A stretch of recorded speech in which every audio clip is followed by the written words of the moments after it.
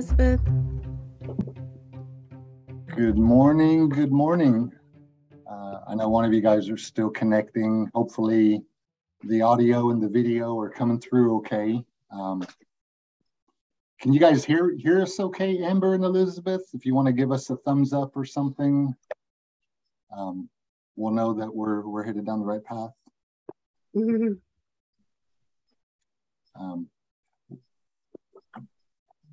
Okay, good deal. Good deal.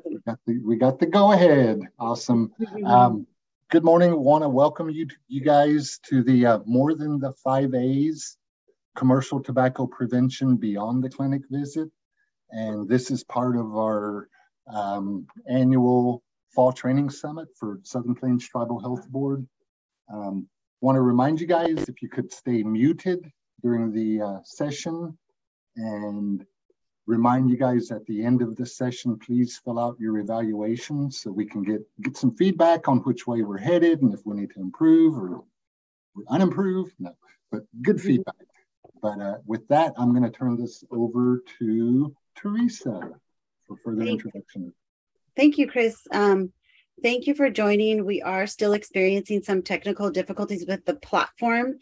I do recognize both of your names from the meetings yesterday and the day before, so welcome back. I think that's why you were able to get in easily.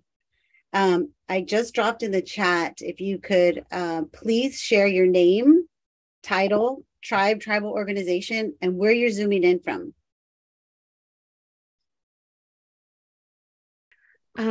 Well, thanks, Chris, for opening up our session. It's really an honor for us to participate in the Southern Plains Tribal Health Board 2022 Training Summit this year. I want to welcome you all to the More Than the 5 A's Commercial Tobacco Cessation Beyond the Clinic Visit Training. We're really excited and really appreciate your patience as we work through our technical challenges this morning. But we'll introduce ourselves in just a moment.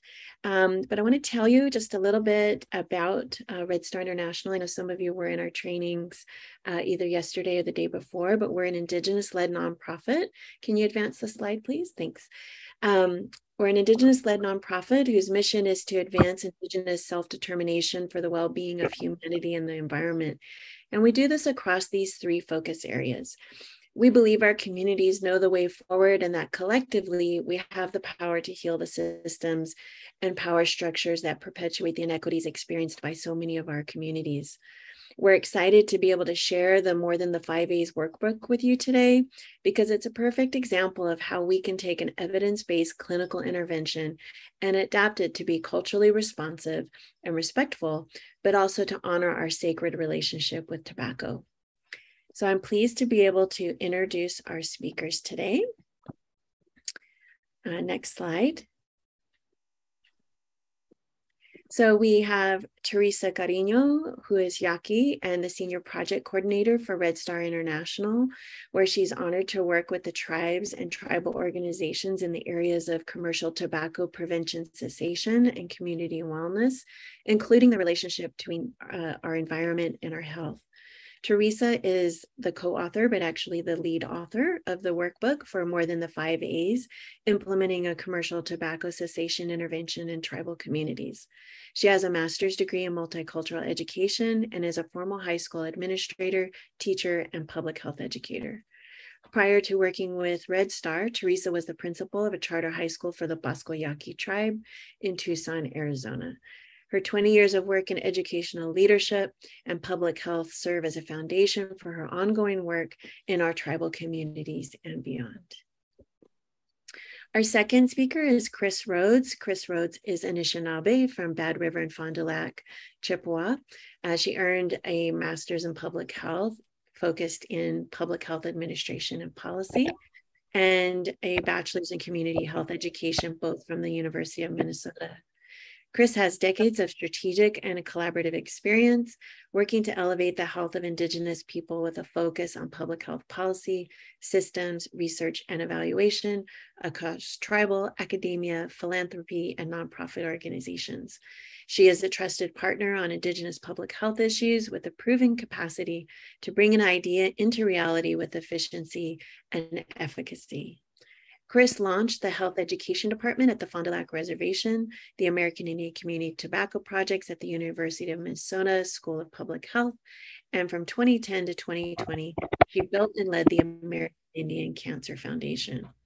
Currently, she consults with tribal, state, national, and international partners to improve health of Indigenous people, which are grounded in authentic partnerships for innovative, sustainable, and culturally grounded initiatives. So it's really an honor for me today to hand this training over to these rock stars who will lead us through this incredible training on the more than the 5 A's.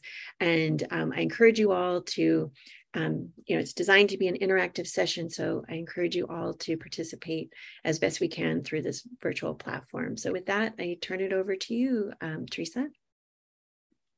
Thanks. Oh, Chris? Mm-hmm. Sorry about that. No worries.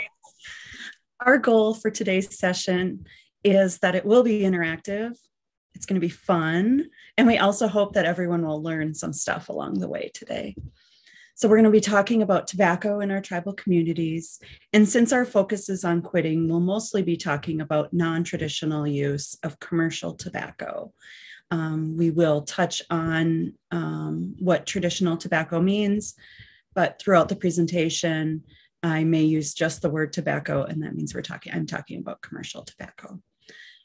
We will also share the workbook link so you can download it if you'd like, but you won't need it for the presentation today. We'll share another link at the end of the presentation.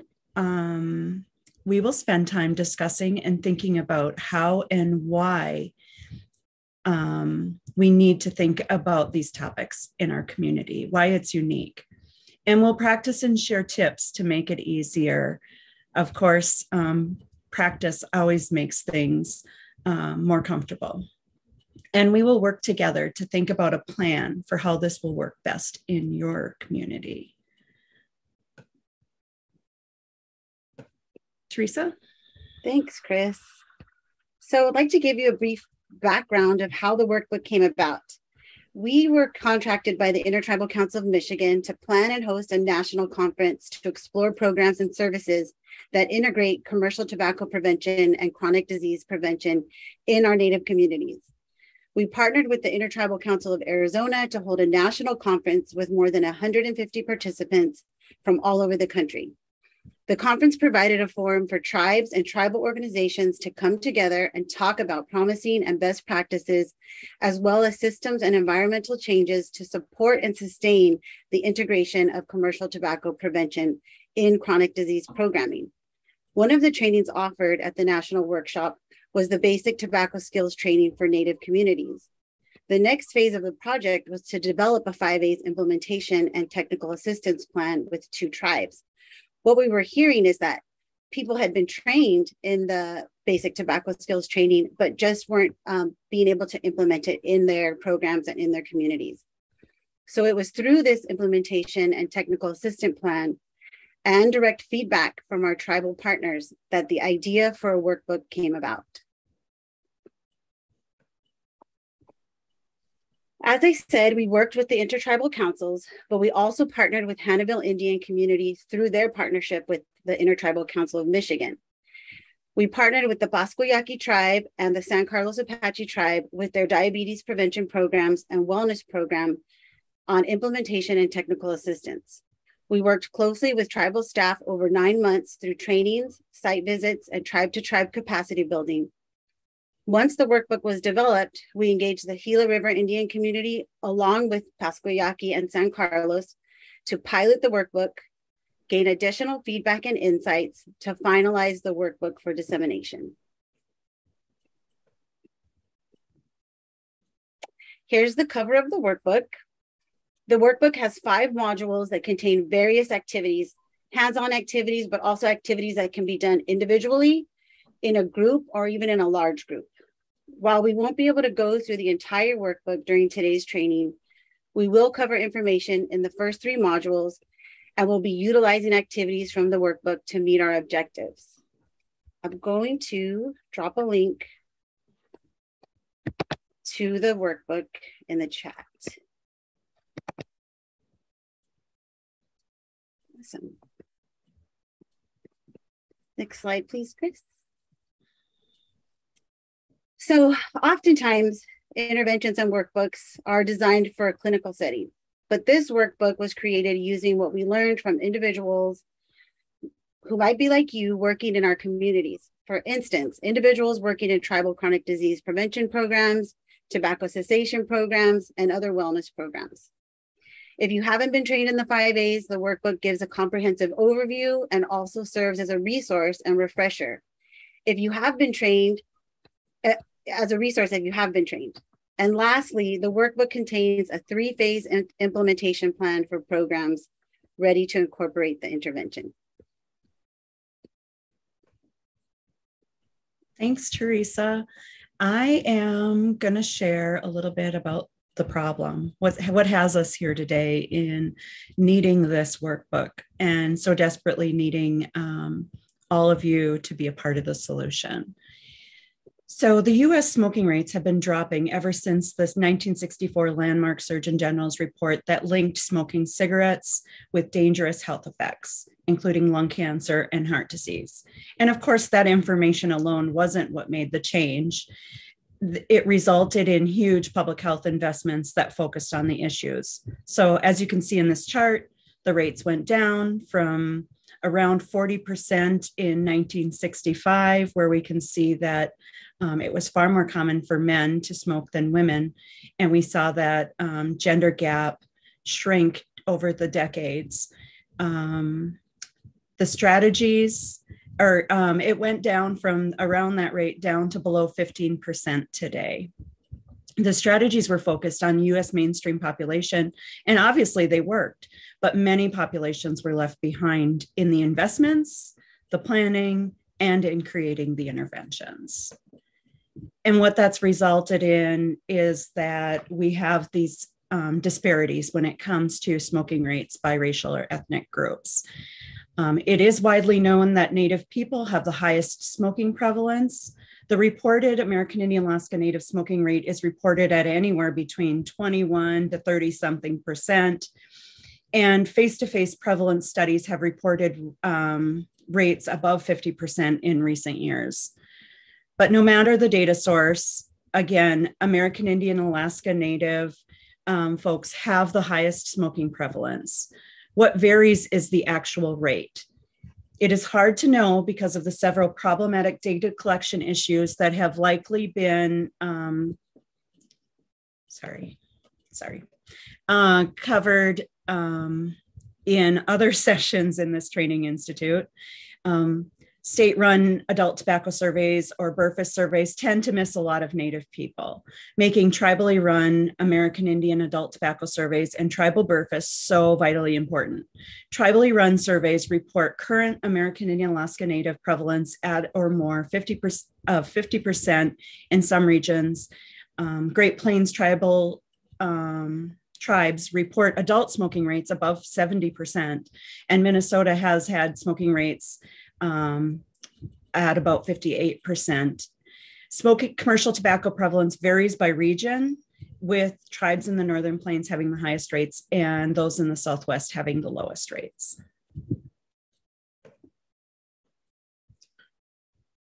This infographic is from the Truth Initiative. It really demonstrates the high smoking rates that began among our youth and continue into adulthood. We see disparities in starting in middle school smoking rates and continuing and getting larger in high school and then continuing on in the adult population. This chart also has data on e-cigarette or vaping. Unfortunately, we don't have great data on adults and vaping rates, but we can see here that these disparities continue with American Indian Alaska Native people using these products more than others. Chris, we have a question in the chat. I'm just curious whether this follows the previous gender breakdown. Are more Native men smoking than Native women? Interestingly, in our communities, the rates of smoking by gender are very similar. So there isn't much of a data gap. in American Indian, Alaska Native communities? Good question. Thanks, Amber. So the smoking rates definitely mirror the American Indian, Alaska Native morbidity and mortality rates, with 6 of the top 10 American Indian causes of death linked to smoking. American Indian, Alaska Natives have the lowest life expectancy at 71 years compared to 78.8 years for whites, 82 for Hispanics, and 74.8 for Black Americans. And again, these rates of tobacco-related illness and death are not just cancer, not just lung cancer, but across many different cancers, heart disease, COPD, asthma, and also worsening impacts on diabetes, COVID, seasonal allergies, flus, and colds.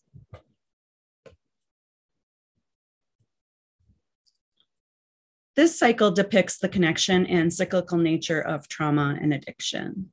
The emotional pain resulting from historical and generational trauma and current life stressors, which may include diagnoses of anxiety or depression that is often left untreated, results in a craving for relief. The stress and emotional pain leaves one craving relief because, of course, it is natural to want to relieve pain. We go to what we're used to and what's affordable. We all know that even though cigarettes are seen as expensive, they are still one of the cheapest ways of stress relief, even when we don't want to use it. A smoke will provide about 20 minutes of relief, but that doesn't last long enough. And next up are the negative emotions, because most smokers do want to quit. Using again after promising yourself and others that you'd quit leads to feelings of guilt, depression, shame, low self-esteem. And this is multiplied when we have others who are counting on us to break free. Unfortunately, this usually is not enough to break free, and the cycle continues again with more emotional pain added on and so on. Nicotine is so addictive that once hooked, most people cannot just give it up or break free on their own.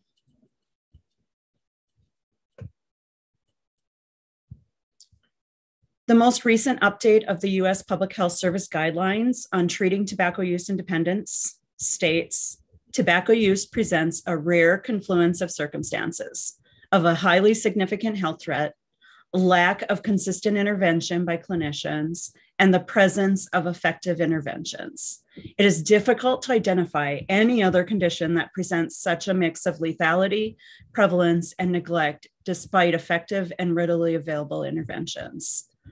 This is so true. And again, this is an opportunity for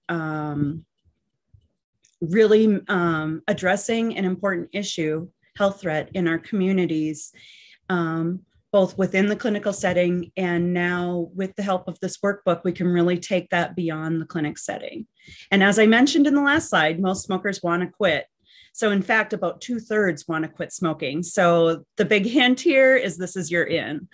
Let's get into the evidence-based solutions that are included in this guidelines. So the evidence-based solutions for treating tobacco use and dependence are both, it is a two-part problem. There's a physiological addiction, and then there's the behavioral habit of using nicotine. And we really need to treat both in order to get a good success rate. In fact, when you address both sides, it triples the success rate for the individual. So with the physiological addiction, we need to, the treatment includes medications for cessation, both NRT and bupropion, or Wellbutrin is the trade name. And then the behavioral part of treatment includes behavioral change counseling and support. This comes in the brief intervention, which you will be definitely a part of in implementing the 5 A's, as well as the moderate and the intensive counseling that can really be a part of the solution. So really, when we think about this, whose job is it to help people stop smoking? Is it the doctors in the clinic? Is it the pharmacists? And really the answer is we all need an all hands on deck approach in our communities. Really no one person or entity can do it all. The smoking rates in our communities are just too high to expect it to be done and taken care of in clinic visits. And again, I'm going to repeat it again. The good news is most people want to quit. They don't want to be nagged though. They want support and options. And that's where you come in. You will leave this training equipped to start and complete the 5 A's intervention to support people towards long-term cessation. So when we talk about the behavioral treatment, it really starts with a conversation.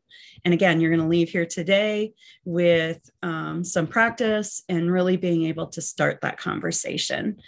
And then the support for ongoing support and training can happen in person, phone, by text, or virtual group or individual counseling. These are 2 examples. Of course, our state-run quit lines are great resources that also provide medications. And a lot of states have American Indian specific quit lines that are really being marketed towards our communities and are just much more acceptable both in the marketing and in the way the caller is treated when someone answers the phone. They've really made some investments in tailoring these quit lines. So when we talk about evidence-based solutions, the physiological treatment, we have the other part of the equation, which is treating the physiological addiction with medications. Many people don't want to use medications, but these are really part of the success story. And it's really challenging to do it without medications. There are a lot of stories in our communities about medications and side effects. Some are true, some not so much. But I think it's really important that we are equipped with the facts, or we can point people in the direction of getting the facts so that they can make that informed decision. So the first thing I want to start out by saying is people may have heard, you see on here, varenicline, or you've heard of Chantix. It was super effective, but a year ago, Pfizer ended production due to discovery of higher levels of nitrosamines. Say it 3 times. Possible carcinogens in Chantix, and that's what more than what was considered acceptable. And so it's been taken off the market. The most common is nicotine replacement therapy, and nicotine replacement therapy can help people increase their probability of quitting by at least 50 to 60%. There are 5 different NRT products available to help patients quit, and that's the patch, the lozenge, the gum, the inhaler, and nasal spray. And they're all pictured in this image on the slide. Sorry, lost my train of thought. I'm back. The NRT is available both over the counter and in a lot of our pharmacies, our tribal and IHS pharmacies, and through the state-run quit lines. So the most important thing is to get the dosing right. The patches come in 21, 14, and 7 milligrams. Generally, you want to match the number of cigarettes per day. Each cigarette is about 1 milligrams. You can double up these products. I think a lot of people don't realize that, but in fact, using combination NRTs increases success if using one alone. And so again, you want that patch on that releases nicotine slowly all day. And then you can use the gum or lozenge or nasal spray or inhaler as a way to help out when cravings hit. Of course, there are side effects to any of the medication. And what you'll find is if you're using too much nicotine, you'll end up with nausea and perhaps vivid dreams. And then, of course, the nicotine patch can also cause a rash, but there are lots of ways to address these issues so that the pros outweigh the cons. Bupropion is a nicotine receptor antagonist, norepinephrine and dopamine uptake inhibitor, and it's designed to reduce cravings and withdrawal. And of course, it also treats depression, is what it's often prescribed for, something that may not be addressed. It is okay and even suggested that these be combined with NRT. It's important that once someone finds a combo that works, that they stick with it. A lot of times people start and then they'll be like, oh, I'm good. But it's really important that they stick with it for at least a year. Some people stay on these products for the rest of their life. And that is a much better alternative than continuing with the use of commercial tobacco products.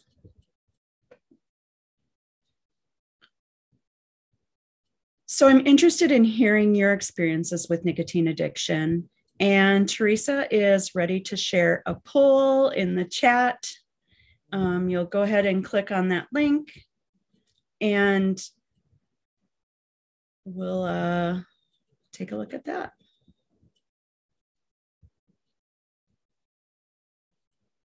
Yeah, so if you click on the link, it should take you to Slido, which is a quick poll.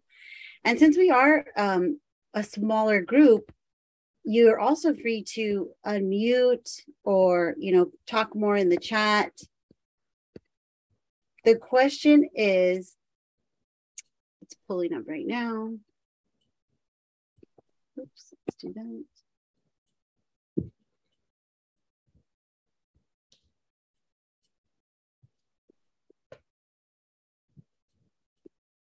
Here we go. Do you know someone who has been negatively impacted by commercial tobacco? Have a couple more votes coming in. I'm gonna share my screen to show you.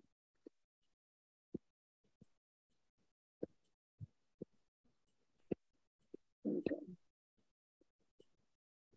Wow.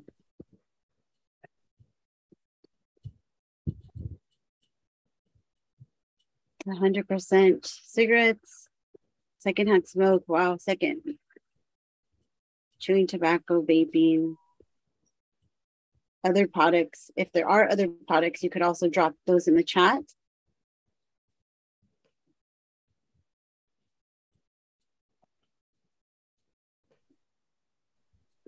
Let me check the numbers. Okay, looks like we had everyone vote.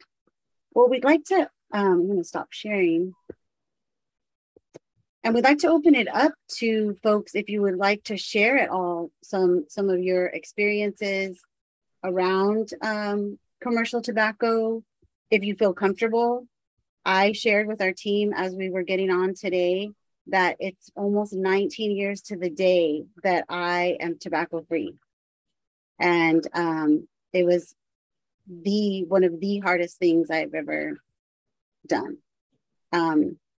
I welcome anyone that would like to share a quit story or any other reflection about how tobacco has affected our communities. And you can unmute or you can put it into the chat.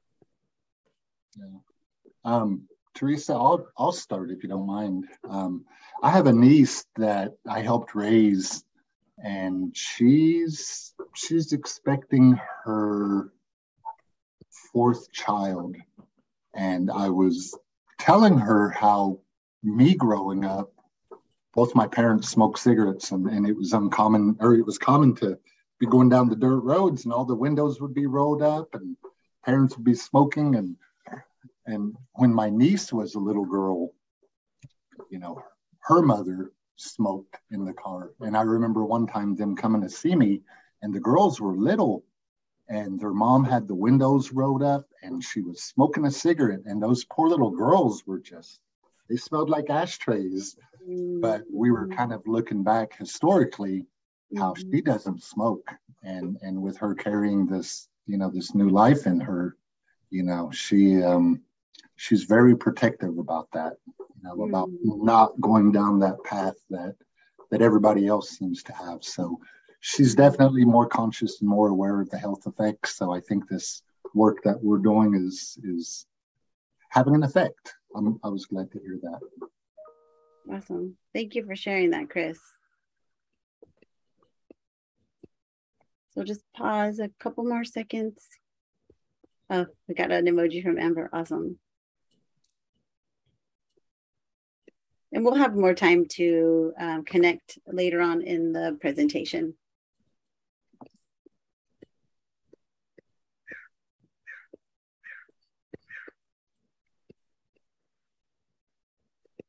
Anybody else have a story to share about what's worked for you with your own quit or helping someone quit?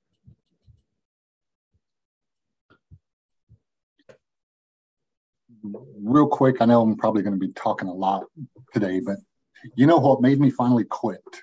What I would say was during COVID. Maybe other people can relate too, but my father smoked his entire life and had COPD, had pneumonia, and he had to go into the hospital because of COVID. And the last time that I spoke with him, the last conversation I had, he was struggling to breathe. And I will never forget that again. That was what, what prompted me. So that was a good motivator to quit. Yeah. Just take those painful things sometimes to help us. I'd like to share my experience. Oh, great. Thank you. I lived in San Francisco, and I was a smoker. They had a class there where we could go and get counseling and patches and gum. I went and got the patches and gum, and then they paid us like gift cards to go buy anything else but cigarettes. And we met on a weekly basis, and by the end of it, I was cigarette free. And this lasted about 3 weeks. It was great. That is fantastic. Thanks for sharing.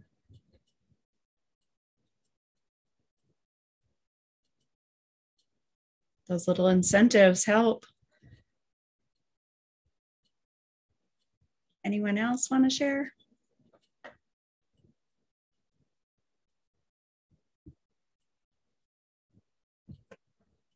Okay. Thanks for sharing, everyone. And there will be more opportunities to share. So if you weren't able to share that time, like I said, this is going to be interactive. I know I've been talking at you for the last 20 minutes, but we'll have more opportunities. So I want to talk about the 2 tobacco ways.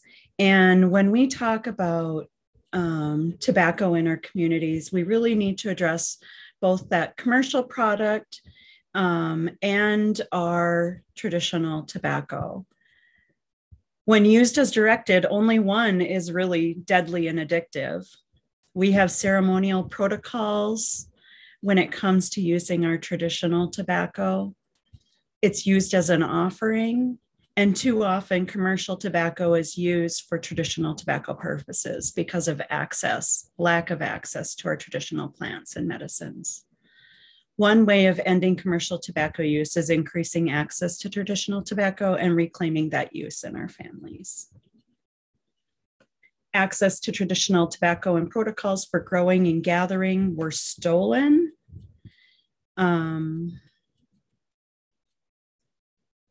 With fears surrounding lack of religious freedom. Using commercial tobacco in ceremonies was one way to hide in plain sight. And the American Indian Religious Freedom Act was passed in 1978, not too long ago. And those ceremonies are being remembered and reclaimed along with our original medicines like tobacco. We don't have to use their packaged poisonous products in our sacred spaces anymore. So again, this slide demonstrates the difference between the two types of tobacco and the two ways of tobacco in our communities. And of course, there are a lot of complexities that comes with that.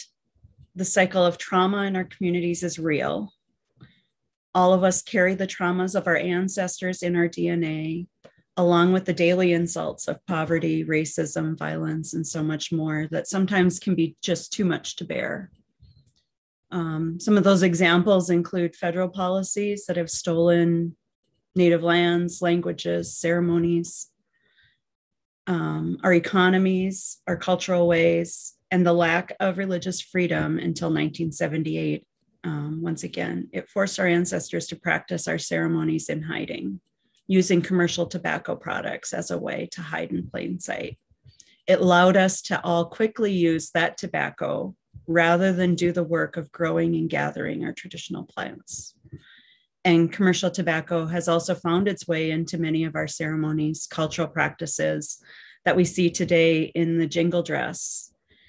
Those jingles are made with the lids of chewing tobacco. It's in our funerals. And go to wakes, we have cigarettes that are shared. It's so wonderful to see how many tribal communities are rejecting the use of commercial tobacco and really revitalizing traditional tobacco protocols and practices. Because the norms and the images that really tell our young people that this is what it means to be Native really need to be turned around. The Native imagery on products is problematic, as are the so many adults smoking in our community. Because our smoking, we often pick up that first cigarette during puberty when our emotions are a big mixed up mess. And Native youth get cues from media and from people around them that grown Native people smoke cigarettes. And again, that needs to be changed. And it is changing. Native adults who don't smoke cigarettes are modeling a different future for the kids around them.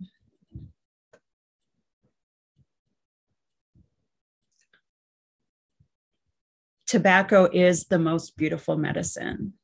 It has brought so many wonderful people and experiences into my life, and I'm sure many of you can relate to this.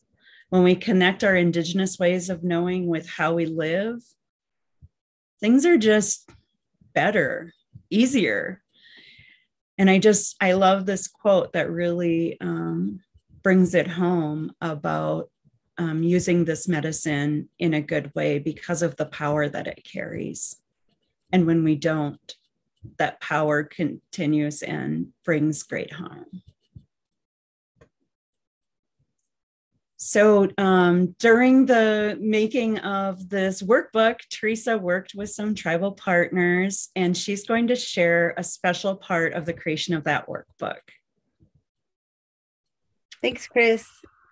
Yeah, so as part of our 5A's implementation plan and technical assistance, one of the culminating activities, and really one that our tribal partners really enjoyed, was that we got the opportunity to create digital stories with an Indigenous-owned and women-owned company called IndigiDreams to document their experience.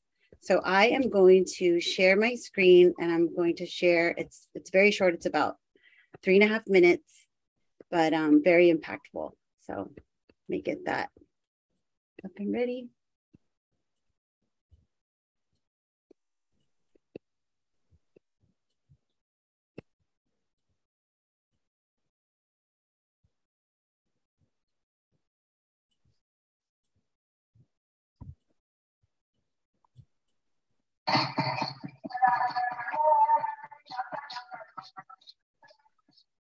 Yo soy Chenevo, Enepo Anthony Grania.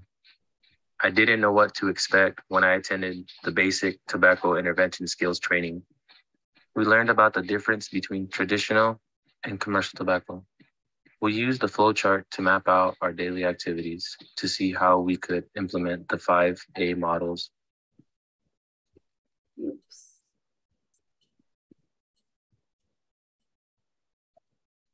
Hold on really quickly. Let me just check my bandwidth. Maybe if I turn my camera off and restart it. Stand by. Ooh, what is that? Hold on. Okay. Here we go. Let's figure this out. One moment. It's such a beautiful video. Okay. Got it. Back up. All right. My Wi-Fi is strong. Let's see. Double check the Wi-Fi here. We appreciate everybody being so patient with our technology challenges today. Yes, thank you so much. All right, here we go. Take two. Oops, here we go.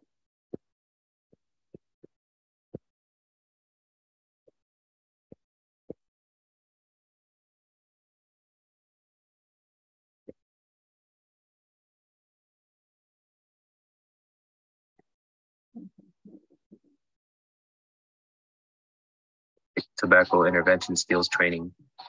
We learned about the difference between traditional and commercial tobacco. We used the flowchart to map out our daily activities to see how we could implement the 5A models for tobacco intervention. I was excited about the opportunity to take this knowledge back to my community. Yet, when I returned home, I found that the journey would not be one that would come with ease. You see, smoking is a very touchy subject in my community, and my first couple of tries to implement the 5As was rough. Our people are a solvents nation, and ever since we came over from Mexico, we don't like to be asked a lot of questions, and we don't like people in our business. It seems like commercial tobacco is not looked at as a bad thing because many people do it. One day when I was getting things ready for the summer youth program, a male teen began sharing his everyday struggles with me. As he was leaving, he pulled a cigarette from his pocket. I asked, "Hey, I didn't know you smoked." He told me he started when he was 11 to stay awake during our cultural ceremonies. "You're an idiot, bro. Do you know all the kinds of craps and chemicals they put in that cancer stick?" He shook it off and looked at me kind of sad. Then I began to advise him about traditional tobacco use and asked if he would quit. He said, "Nah, man." Then asked, "When was tobacco first introduced to our people?" I went blank. I didn't have an answer. Afterwards, I started asking my boss and other coworkers who are culturally involved, when did we pick up tobacco use in our sacred ceremonies? I asked an elder if we had any stories about traditional tobacco.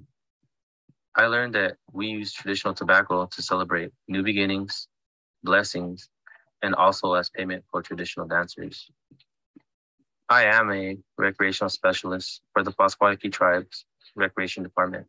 My focus is to promote health and well-being among our people and to prevent them from getting diabetes. The youth's question was a spark for me. He was looking for guidance and wisdom, and I, in turn, was searching for answers with elders and others in our community. I don't have all the answers, but as for myself, I am learning about a whole new part of me, a whole new world and mindset. We all can be a spark for each other.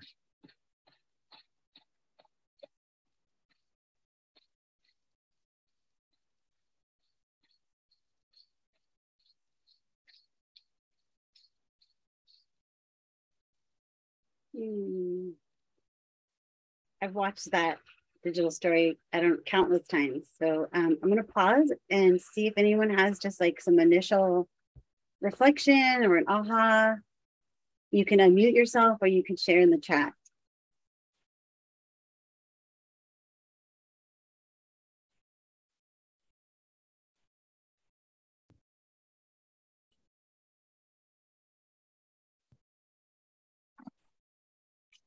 Tough crowd, isn't it? That's okay. I'll talk a little more about this later when we start talking about practicing the 5As, but you'll notice that he was talking with a youth, a young man, and had established this very close relationship. And so, we wouldn't recommend telling someone you're an idiot if you see them smoking. However, in this case, he had developed this relationship and was speaking in this very informal way that they had this banter. And I just thought it was so vulnerable and important for him to share this conversation that he had with the youth and his struggles with using the 5As. And then also sharing that he didn't have the answer when the youth asked him, how did we lose our traditional tobacco? When did we start using tobacco? And so then he took it upon himself to go and ask his elders, his coworkers, people that hold that knowledge. I think that's great to, admit that you don't know, admit that you don't necessarily have the knowledge, and that kind of prompts you. I think that's a sign of maturity where you want to go and you want to, seek that knowledge out and be able to pass it on, because, sometimes when you get put in a vulnerable position and you don't know the answers, you can put walls up, or you can, open yourself up to find out more, add to you. Exactly. I like that video. That was a cool video. Damon, that was a great question. I do not know when traditional tobacco was introduced to my tribe. I assumed it has been with our ceremonies forever. Yeah, it's probably, we say that, right? Since the beginning of time, since time immemorial. I think it's important to, know the difference between what traditional tobacco is and commercial. It's like, when we talk about putting foods in our body and being healthy, but yet some of our foods are not real great. And same way with tobacco, you put that in your pipe or however you're going to smoke it, and you're asking for good health, you're asking for blessings for people. But if there's chemicals in there, then it almost seems counterproductive. Mm-hmm. Yep.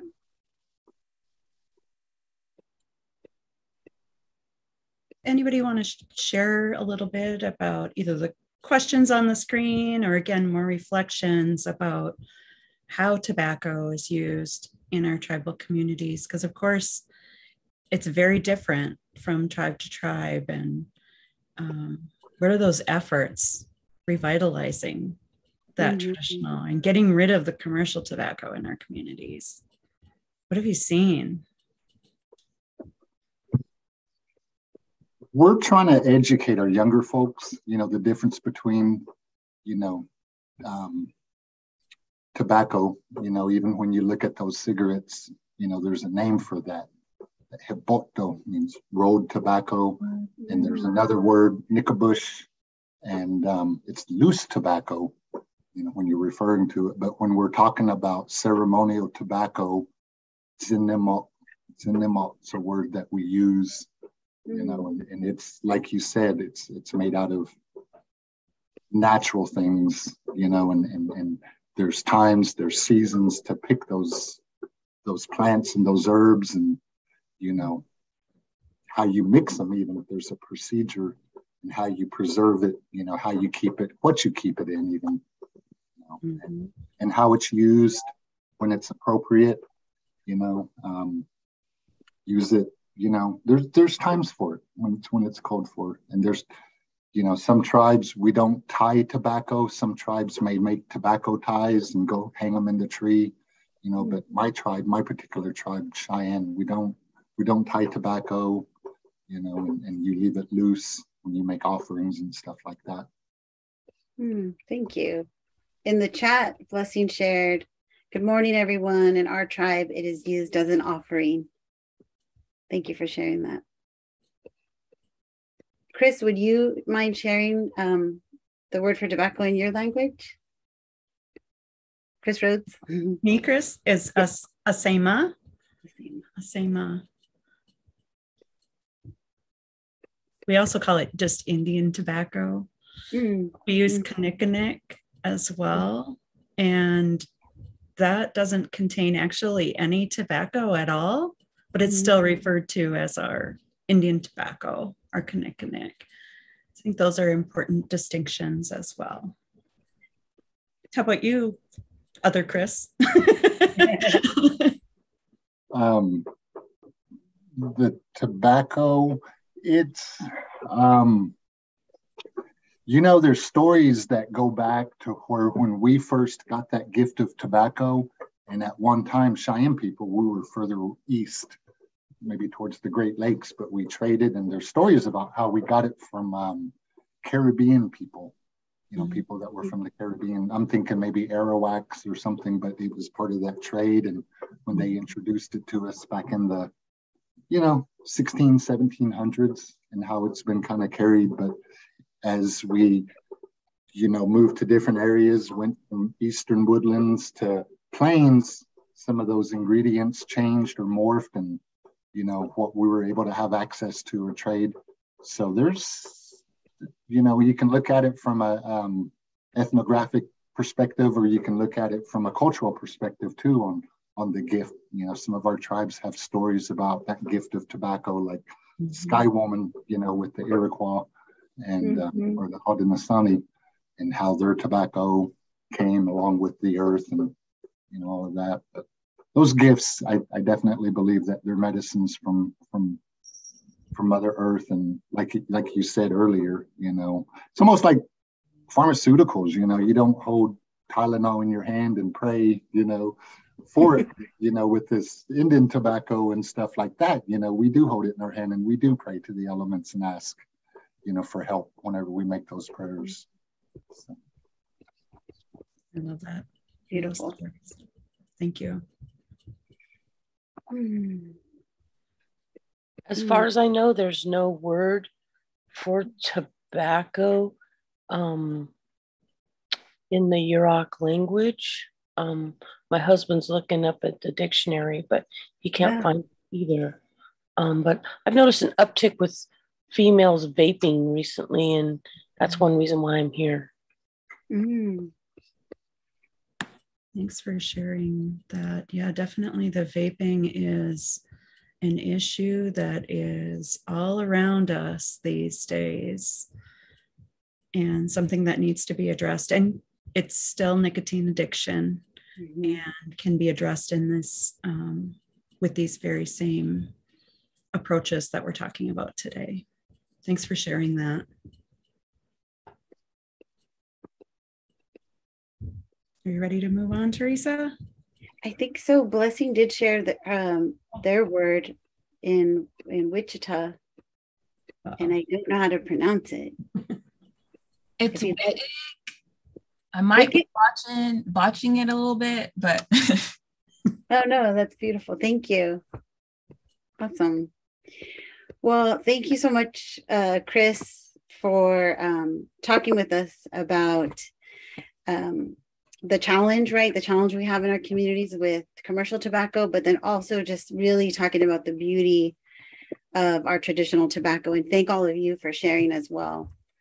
As we saw in the video, it's not always easy to talk about commercial tobacco in our communities. However, many tribal programs find ways to implement interventions that work. And the 5A's model is evidence-based and uses person-to-person communication. So if you've been trained in the 5A's, this will look very familiar. The 5A's model was first developed by the National Cancer Institute and was an intervention and is an intervention for healthcare providers to find out about a person's tobacco use and help them move towards quitting. These steps are straightforward and seem easy enough, but in our experience, we found that it isn't always easy to start a conversation about tobacco use. Just like Anthony shared. It takes some time to get familiar with the 5A's and some practice to make it your own and adapt it to your setting.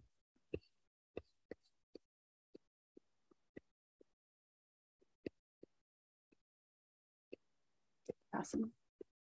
The 5A's model in our communities, one of the reasons I think that it works is that at the core of the model, it focuses on behavior change. It looks at how changing risky behaviors can decrease illness And it also uses that person-to-person communication. So we're not just talking at someone, we are listening and we are having a conversation. As I said earlier, oftentimes resources are written for clinicians and nurses and not for other program staff. This workbook, however, was created alongside tribal program staff, and it outlines how each of the 5 A's can be adapted to our communities. So let's look at each of the 5 A's from a community perspective. So the first one, right? And in the video, this is what Anthony talked about that he struggled with, even just asking and starting the conversation. So you want to identify appropriate communication styles. For instance, you'll likely talk to a close friend or a young person differently and more informally, as I said, than with a colleague, an elder, or someone in the community that you serve. We also want to take into account cultural and social norms, and always come from a place of respect. Advise. So in order to advise, this was another area that we worked on in our technical assistance, because some of our partners said, I just don't know that much about the dangers or about what's out there. So you want to learn about what's going on in your community. So I think as Blessing had said, or I might be getting that name wrong, as someone had just said about vaping, right? So maybe vaping is really common, or perhaps it's chew. Whatever that is, whatever is happening in your community, you want to be educated on that, so then you can help advise about the dangers and also about some of the resources that might be out there. But always be mindful of traditional tobacco. Ask a community member, as Anthony did, but only if it's appropriate.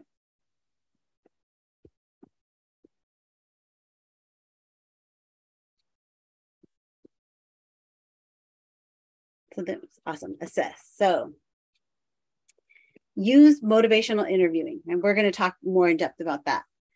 Ask questions, listen to find out why or why not the person may be willing or not willing to quit. Then identify what stage of change they are in. Are they thinking about quitting?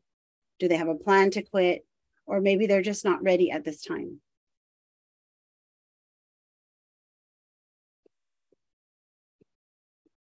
Assist. So when, again, like we said, when you're assisting, you're not just telling, you're wanting to draw out their reasons and their own strengths, their support systems, their cultural values like ceremony or traditional tobacco, and learn about what resources exist in your community so you're ready to help if and when they want to quit. If they're ready to quit, assist the quit attempt. And if they're not ready, just let them know that you're here to help in the future. And lastly, arranging for follow-up. There's different ways. Nowadays, a lot of people prefer a text, right? Or a quick phone call. And now with the use of Zoom, even doing some like group or one-on-one counseling, via Zoom is even helpful. So I'll pause for just a moment to see if there are any questions about the 5 A's or anything else that we've gone over.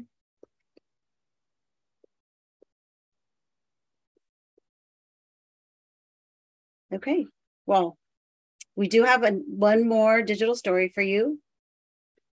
This one is actually called More Than the 5 A's and inspired the name of the workbook.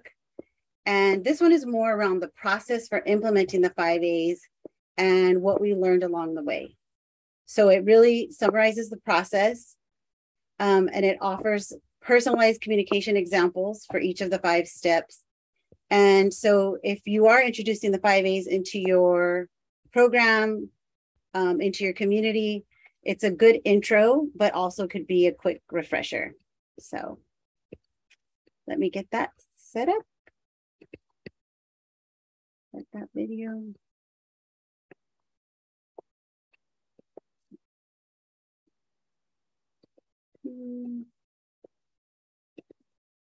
Just a moment. For some reason, it's not coming up here. I'll just reopen it. Thank you for your patience. There we go.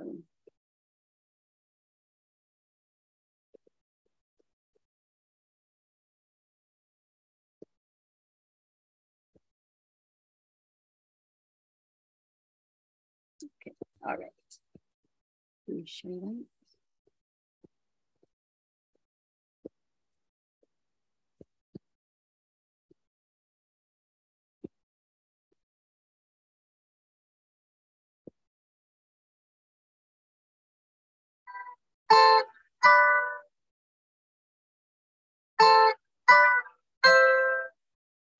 Our Native communities continue to face many health challenges, several of which are preventable.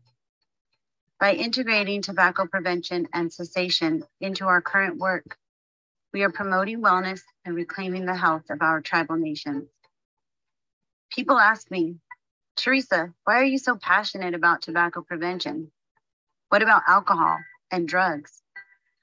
Each year, smoking kills more people than AIDS, alcohol, drug abuse, car crashes, murders, suicides, and fires combined.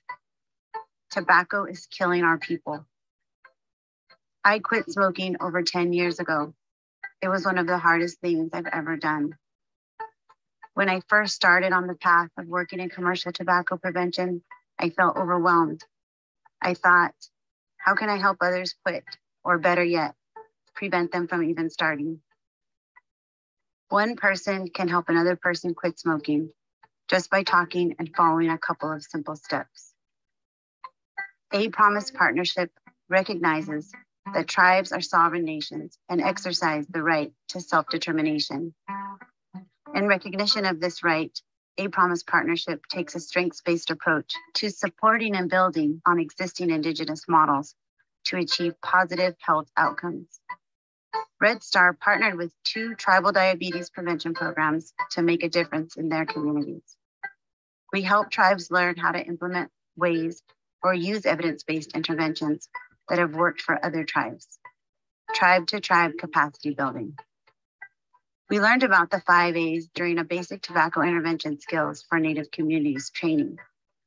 Ask, advise, assess, assist, and arrange. Ask, do you or anyone at home use commercial tobacco? Advise, a smoker is 50% more likely to get diabetes than a non-smoker. If you want help to quit, I can help. Assess, would you like to set a quit date in the next 30 days? Assist, you know, by quitting smoking, you could save over $200 a month and get those season passes you've been wanting. Arrange, can I text you at this number to follow up with you? The 5A model is an evidence-based intervention, but what does that mean? It means we know it works and we can prove it. But just because it works in one community doesn't mean it will work in my community. How do we make it our own? We need a plan. So we participated in activities such as trainings, person-to-person meetings, teleconferences, and webinars over 8 months to help implement the 5A model. We provided the following: certification and implementation training, site visits, a tribe-to-tribe capacity building forum, ongoing technical assistance around implementing the 5A's. How do we take the plan or intervention home and fit it into our daily work schedule? We created flowcharts of our daily work tasks to see where the intervention might best fit. When do we see clients? When can we use the 5A brief tobacco intervention? We personalize the steps in our own words and in our own way, so it would be easier to reach out to our community members. Our partner tribes met to talk about implementing the 5A's. What's working? What's not working? They shared their challenges and successes. Some found it easy to ask, but challenging to assess and assist. Others were struggling to even ask because of how their job duties had changed. Other challenges seemed to rise to the top around cultural norms. Who am I to ask an elder about his tobacco use? I started to realize that the 5A's are more than just steps. They are about the person who is trying to help another person quit smoking. You care about the health of your community and are willing to help. One person helping another person can make a difference.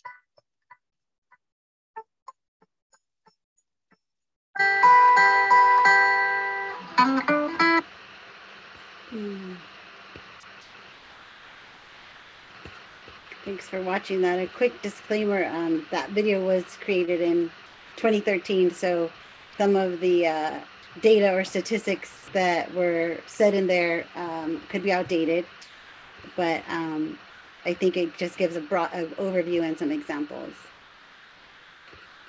So I'll pause to also to see if there are any questions, ahas, comments.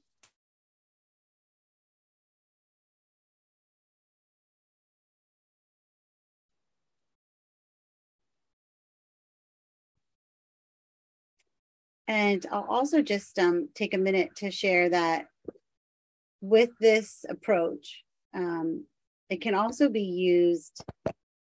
It doesn't have to be used at work. It can also be used with friends and family. I think that's really important to talk about. And also when Chris was talking earlier about 2/3 of people, they want to quit. So that's our in, that's the place where that's the sweet spot where we can get in, because knowing that they do want to quit, and those feelings, that cycle of shame that happens sometimes when we go to quit and then we start again. I know how that feels because I've been through that.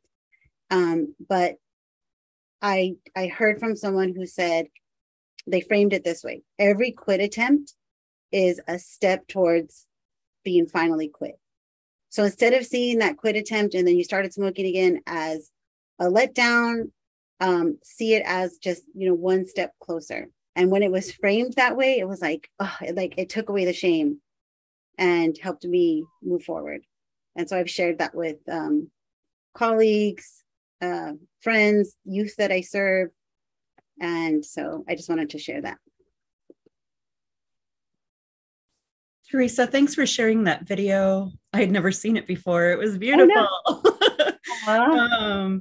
And thanks for sharing that information about it takes repeat. Every quit attempt is practice. One of the participants today direct messaged me and talked about how it takes 30 times on average before someone quits for good. And so it's true. Each quit attempt is practice and one step closer to success. Yeah, thank you so much. The other piece that we want you to reflect on and start thinking about is, how might you personalize the 5 A's, right? If it's in your community, if it's in your program, if it's with a loved one who is using commercial tobacco, what's a way that you would start that conversation, right? Would it be formal? Would it be informal? Always coming from a place of respect and being culturally relevant. So we just want you to start thinking about that. This is an example of a reflection that is contained in the workbook, that it's like a warm-up reflection exercise to get folks thinking about how we might start talking about and asking someone about their commercial tobacco use.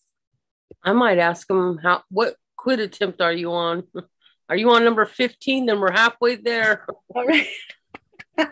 That's awesome, Elizabeth. Yep, it's true. Got to get that conversation started. Sometimes out of respect, you don't want to say to the elder anything that brings up that shame, the fact that they couldn't quit, but try to encourage them. Oh, what quit attempt are you on now? Are you on number 29 yet? You only got one more to go. Try to frame the question in an appropriate kind of way. And I noticed like the trend with the girls vaping recently, and them noticing that when they vape too much, their lungs start to have problems with their lungs. And addressing this issue too, like I straight up asked them, you need to cut back, and quit altogether.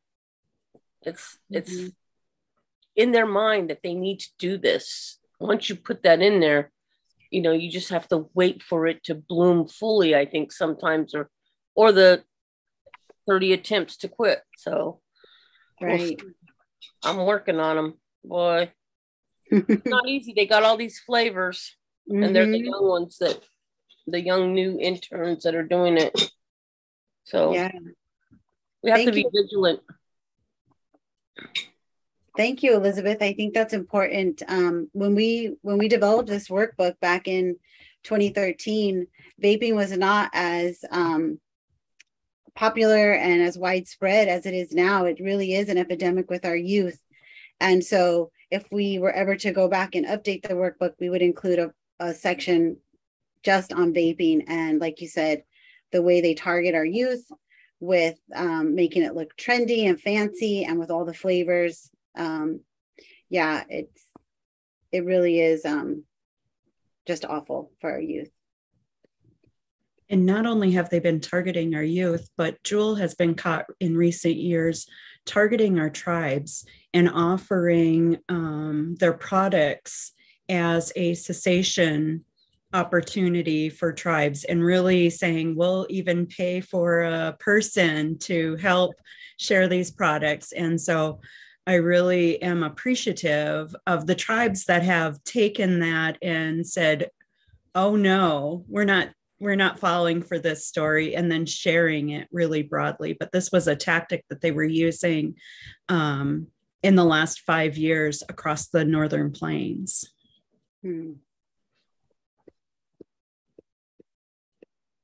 Always up to their tricks. I wish we could sue them. Awesome. All right. So as I had mentioned earlier, two big underlying pieces of the 5As are behavior change and motivational interviewing. So we'll talk about behavior change first. And change is a journey. And unfortunately, it's not a straight path like this image, but it can help us understand what a person goes through when changing a behavior. There are stages.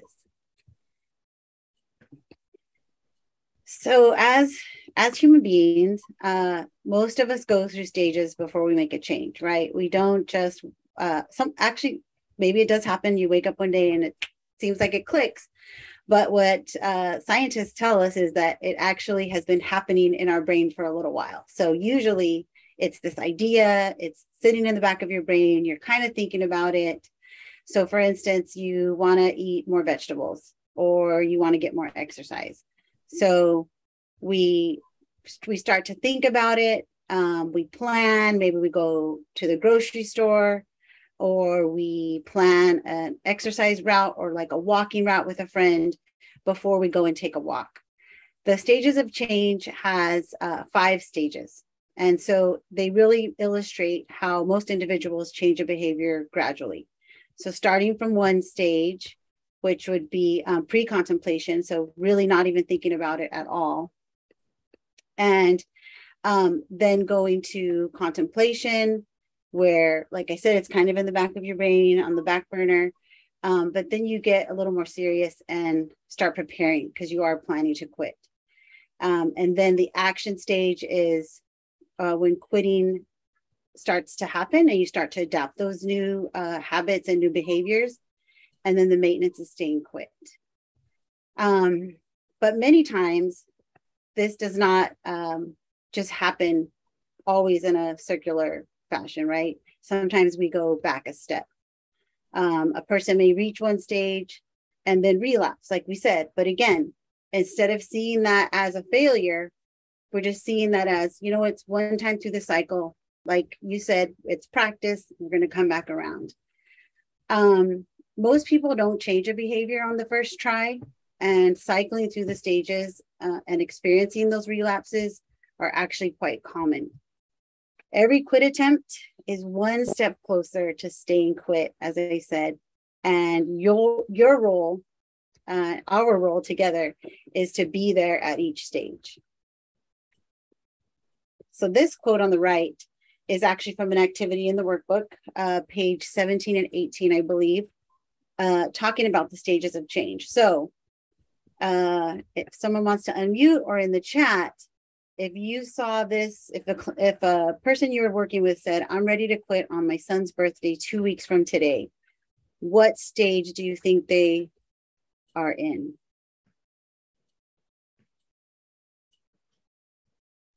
Definitely contemplation. Yep. I would say I would even go as far as to say is between contemplation and preparation, since they actually have a plan and their date is within 30 days.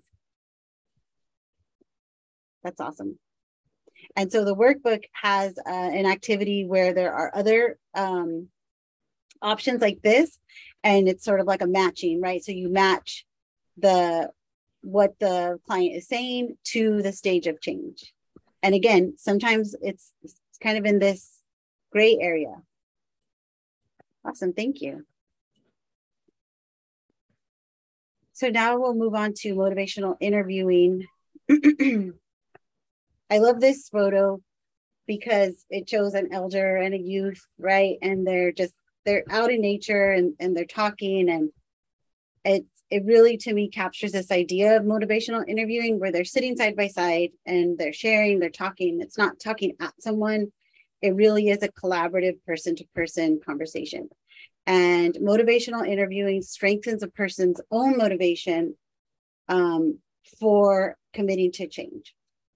It's an approach that is used by practitioners that help them better examine their client's current behavior, identify what the client wants to do, and provide support for healthy behavior. So again, we're not talking at, we are talking with, and we are listening.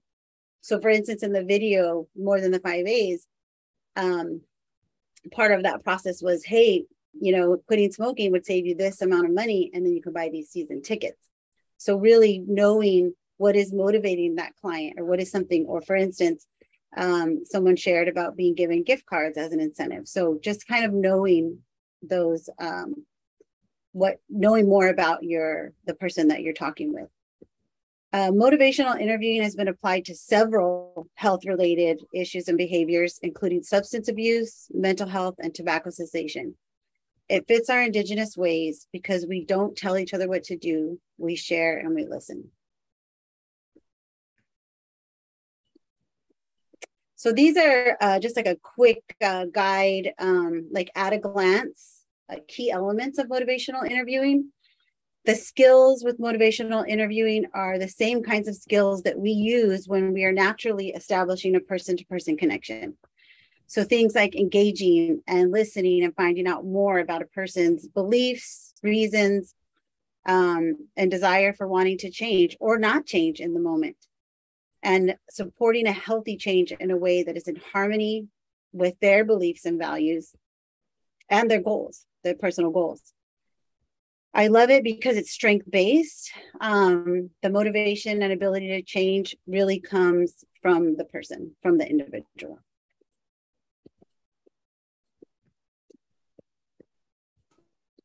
Thanks, Teresa. So now you all are getting the tools, and you need to consider that some people, what some people think is the hardest part, and that's starting the conversation. How do we ask the question?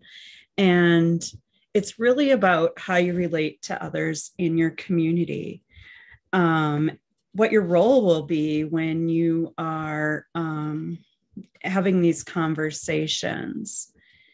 Are we talking about talking to someone your own age, or are we talking about a young adult to elder, or vice versa? And what are, thinking about what that means in our tribal community? And of course, as a woman, how I speak to a man may be different than how I speak to another woman. Mm-hmm. If you're speaking to your child versus another young person, definitely sounds different as a parent versus an auntie or an older supporter or mentor. How you speak as a tribal employee to a client may be different than how you would speak to one of your elected tribal leaders. So just really pay attention to when we have to be more formal and when it's more appropriate to relax and add in some of that good old Indian humor. If you see someone who's willing, who's sitting, like this, oh, I guess I'm still smiling. Probably not a good time to approach them, but maybe if they give you a smile or that nod, it might be a good time to approach and ask the question. And of course, the setting is really important in how far we can have that conversation, depending on who else is in earshot or if you're at a loud event. But just, again, these are things that we consider in our community in being aware of how conversations go best in our communities. And so next up is practicing this communication with Teresa leading the way. Thanks, Chris. So this is an image of the activity straight from the workbook. Again, we're bringing in the elements of the workbook throughout the presentation. And this one is around putting the 5 A's into your own words. It's activity 3.1 and it's on page 33. We will drop the link again into the chat for the workbook. It's free to download. This activity offers the opportunity to think through how you would approach each of the 5 A's. But of course, we always want to start with the ask, right? So thinking about the considerations that Chris just talked about, how would you ask or what words would you use, right? Depending on the person. Tailoring your message to an elder, a youth, a friend, someone who has diabetes. So Chris and I are going to actually role play for you. And here's the setting of the scenario for you all.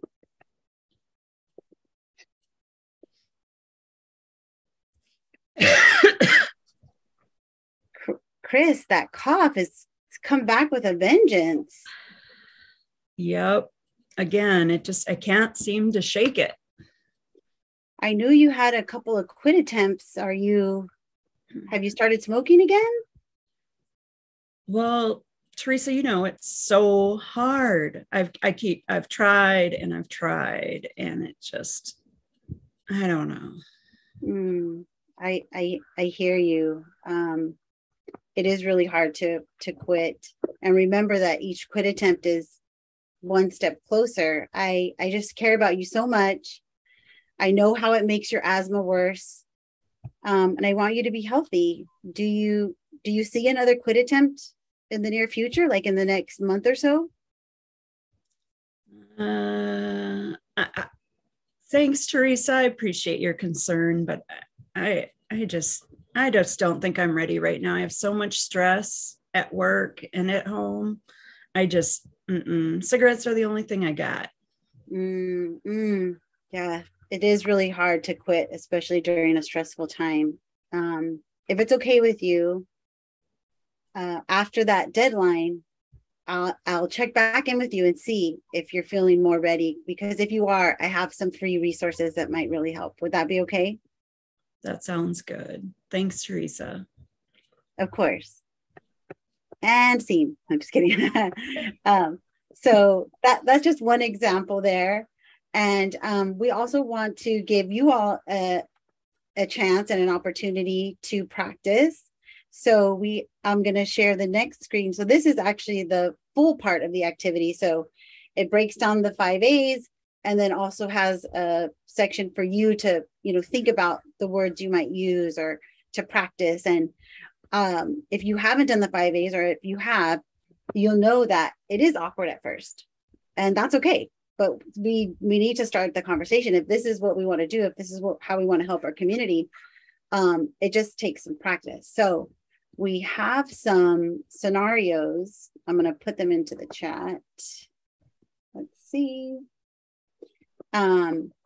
But before that, I just also wanted to illustrate how I kind of use the 5 A's with Chris. So with Chris, I noticed that she was coughing, and as her friend, I asked about the cough. I asked about her smoking status, acknowledged that she's had past quit attempts.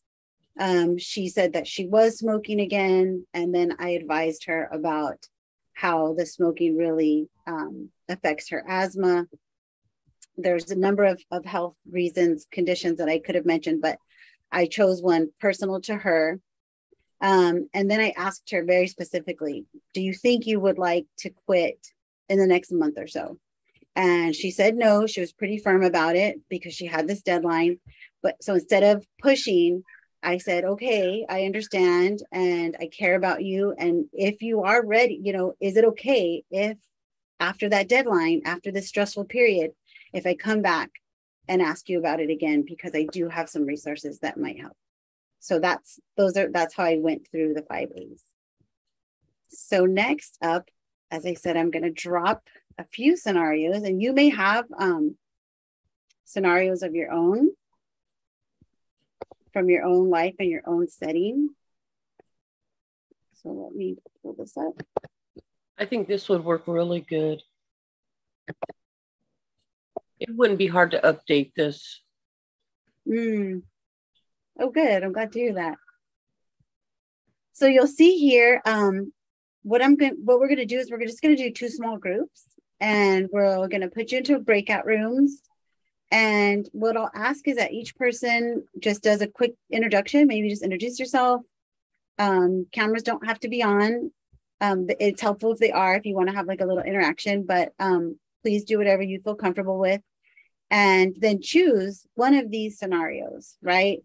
And go through the 5 A's, thinking about how you would ask. So these scenarios are set up too, so that you don't actually have to go through all of them. If you just want to do, say, scenario A, your program is implementing the 5 A's, it's your first time, how might you just ask, right? And you can leave it at that.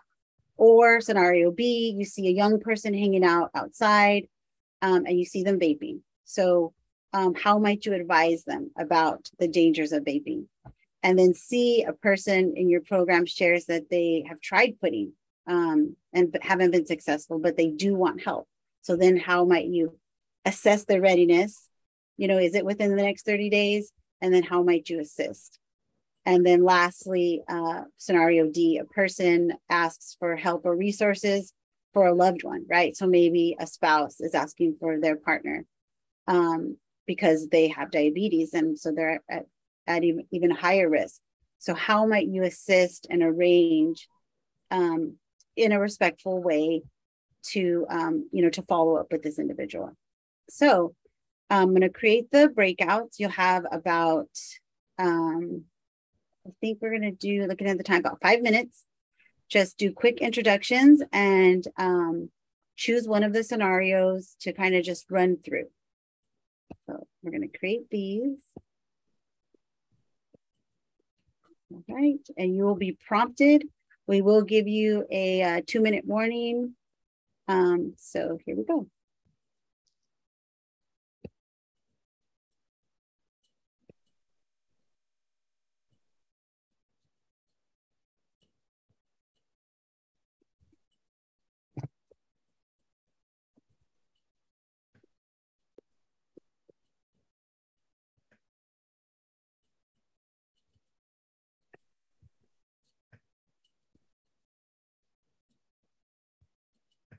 How was that?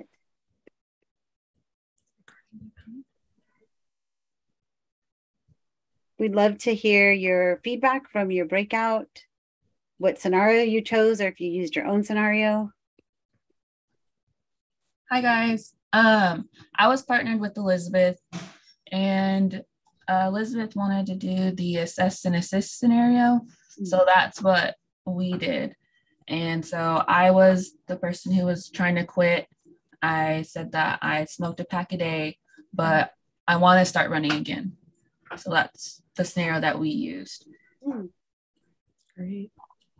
But yeah, she assessed and also offered a lot of assistance with that, saying like she wants my lungs to be better so I can do this run. That's my goal and all that good stuff. Awesome. Elizabeth, how did it feel for you using the 5 A's? I actually like it. I'm willing to try this on, and she played the role next of the person that's trying to help me stop vaping because I'm young and I'm breastfeeding and I need to be off these vapes. You know, some younger women think that it's okay to use the vape because they've been deemed, I don't know, safe, I guess, to them. And I just really think that it's a smokescreen situation where we need to, you know, tell them, hey, this is not good. And if you're breastfeeding, you really shouldn't be using vapes, you know.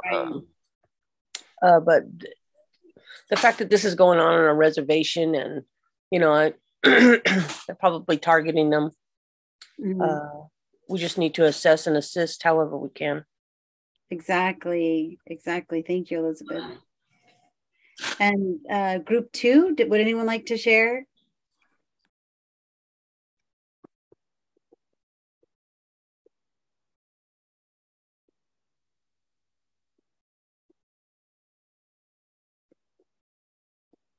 You could also share in the chat. Let's check the chat real quick.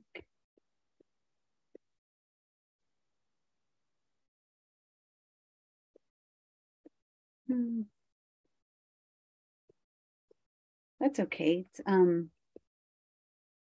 So this is Jane. I'm not sure which group we were in. Oh, I think you were in 2. Yes. Yeah. Okay. Yeah, we talked about scenario 2, which was a loved one. Let me scroll up. A person asked for help and resources to quit chew for their loved one who has diabetes, and how might you assist, arrange for follow-up? We said that we understand that you're concerned about your loved one, and here are some online and printed resources that you can share with them. And maybe next time that you're in, we can talk more about if they need additional resources or follow-up. Wonderful. Anyone else from that group want to share how the experience was for you?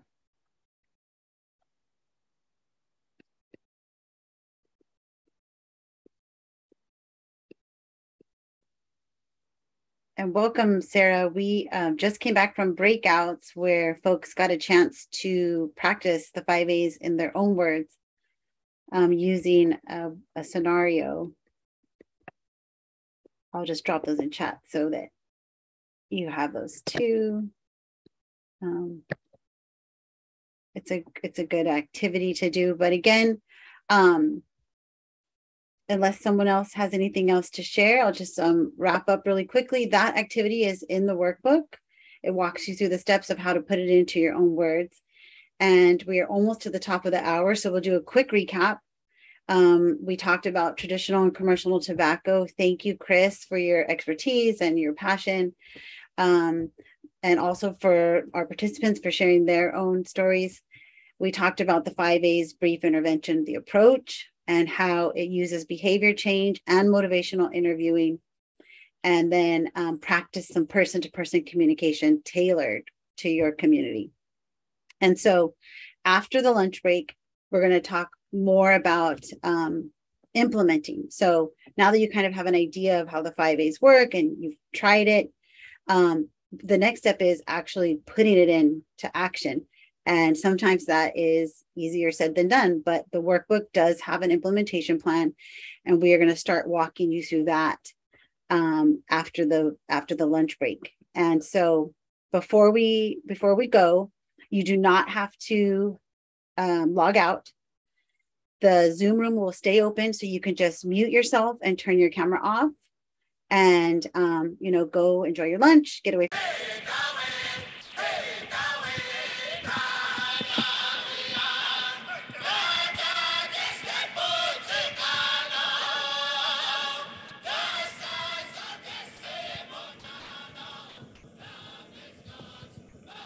And just like that, we're back.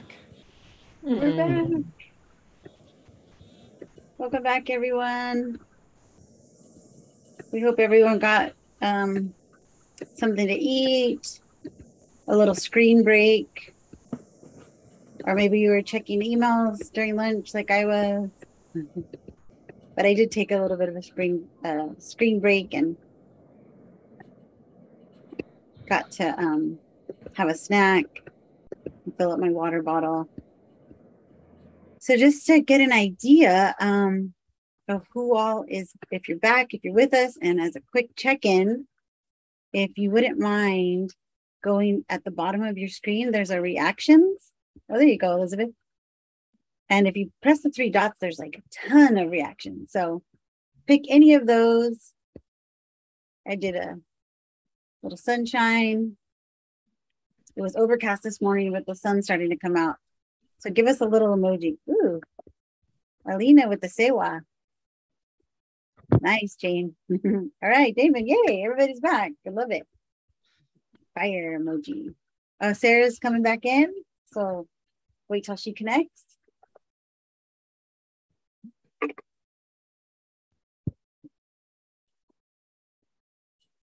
Yay. Welcome back.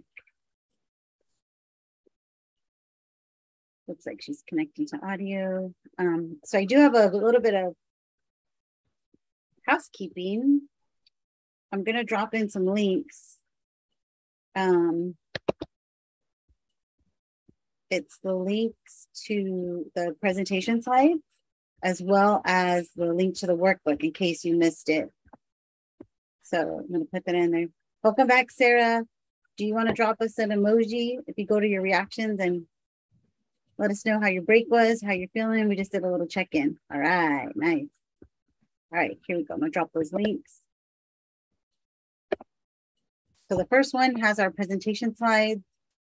And the second one is a link to the resource page on the Red Star International website. And this workbook is downloadable PDF form. It's a free resource. So yeah, let's see. And before we go right back into the presentation, I have a poll that asks about whether or not you've been trained in the 5 A's.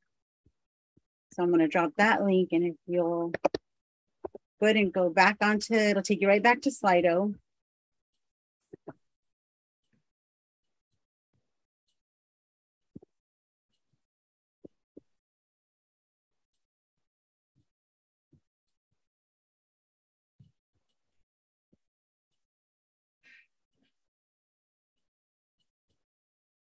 Okay, we have 2 people in here. 2 people voted. Wait for 2 others. See, I'll share my screen.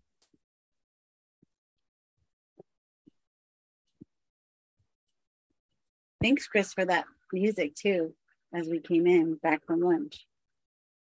That was a nice way to be welcomed back. All right, so, okay, interesting. So out of the 3 here, looks like y'all have not been trained in the 5 A's.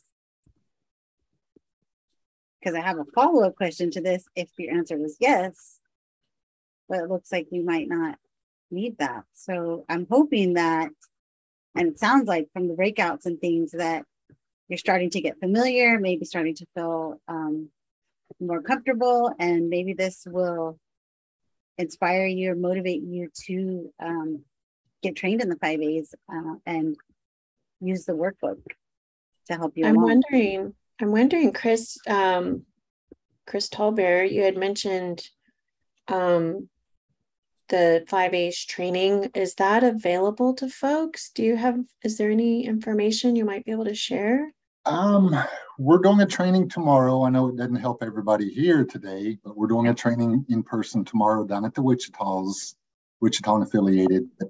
We're working on getting that offered virtually, and we can add that to our growing list of resources, and we can also offer that, on demand at any time as well. Okay. Awesome. Yeah, and the workbook has a lot of activities that we do not have time to go over today, so definitely I suggest looking into those. So, all right, I think that was all my housekeeping, and I think we're ready to jump back in.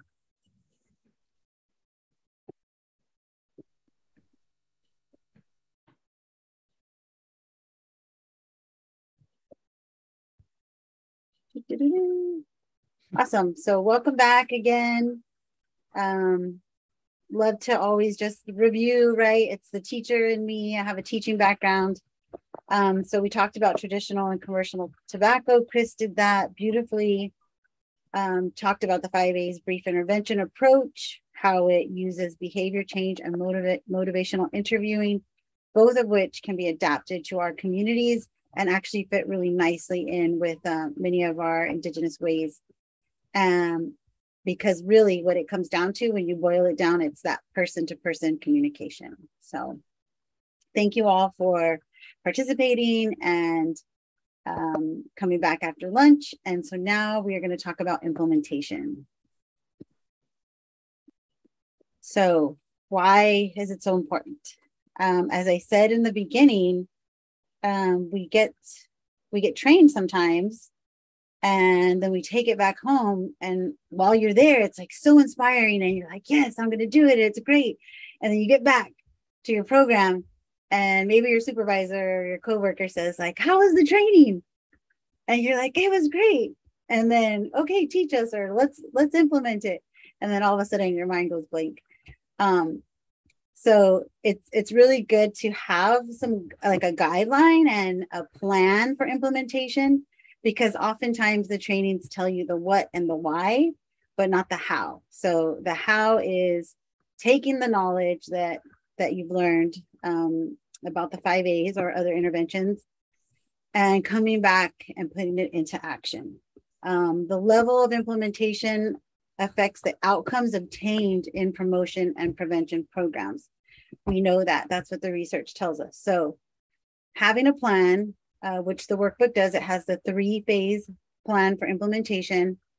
And again, it doesn't mean you have to be ready right this minute. The workbook walks you through the implementation process, whether it be implementing as an individual with people in your life, or implementing it with an entire team or a program. So we're going to do, after Chris, we have one more poll. Yeah, so this is a nice aerial depiction of what one of our tribal communities, or several of our tribal communities, look like.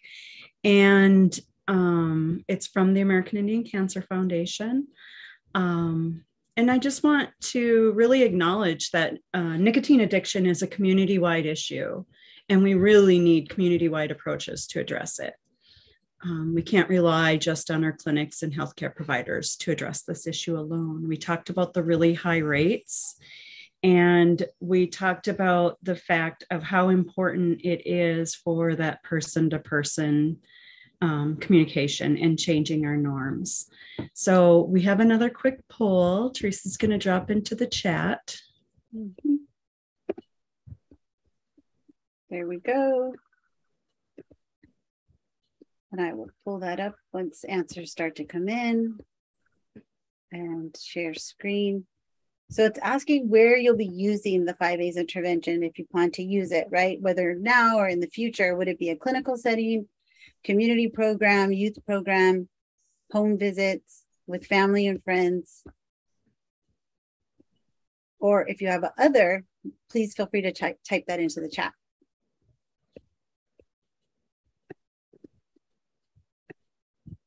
Let me share screen.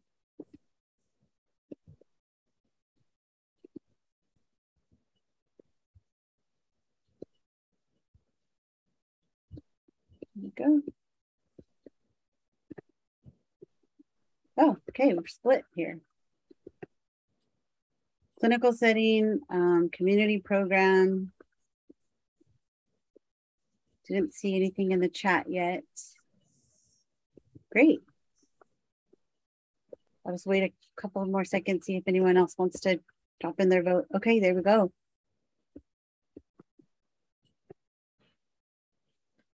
That's helpful, and that'll help us as we give examples going forward. There we go. It keeps changing, right? And we can use this in real time. Yeah, we can use it in our professional role, and we can use it in our personal role with our loved ones. We talked about earlier, we talked about how commercial tobacco has negatively impacted many of the people we know and love.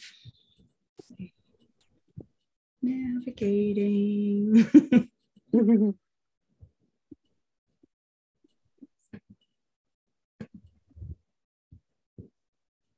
Here we are. So again, it really doesn't matter what your role is in the community. You can be part of the solution to end nicotine addiction. So I really want you to take a minute and think about, this will look different for each one of you, but to think about what this could look like in your community.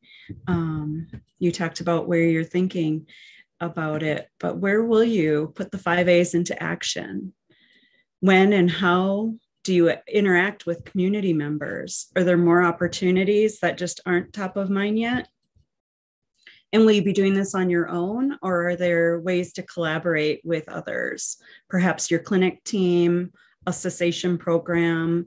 Maybe there's an opportunity for a tribal-wide coalition or a statewide coalition where you have support of other people that are implementing the 5 A's.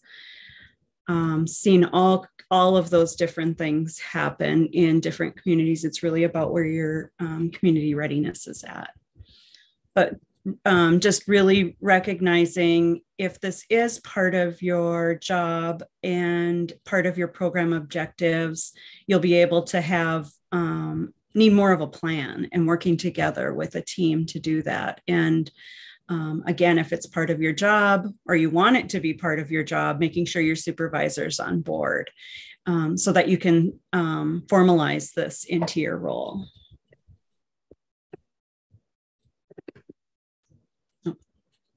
Great. I should have given people a chance if they wanted to share any of those further thoughts. If you want to take yourself off mute, certainly can. Conversation is definitely more rich with y'all participating. I agree. It goes along with what we've been talking about, right? Talking with each other, not at each other. Mm-hmm.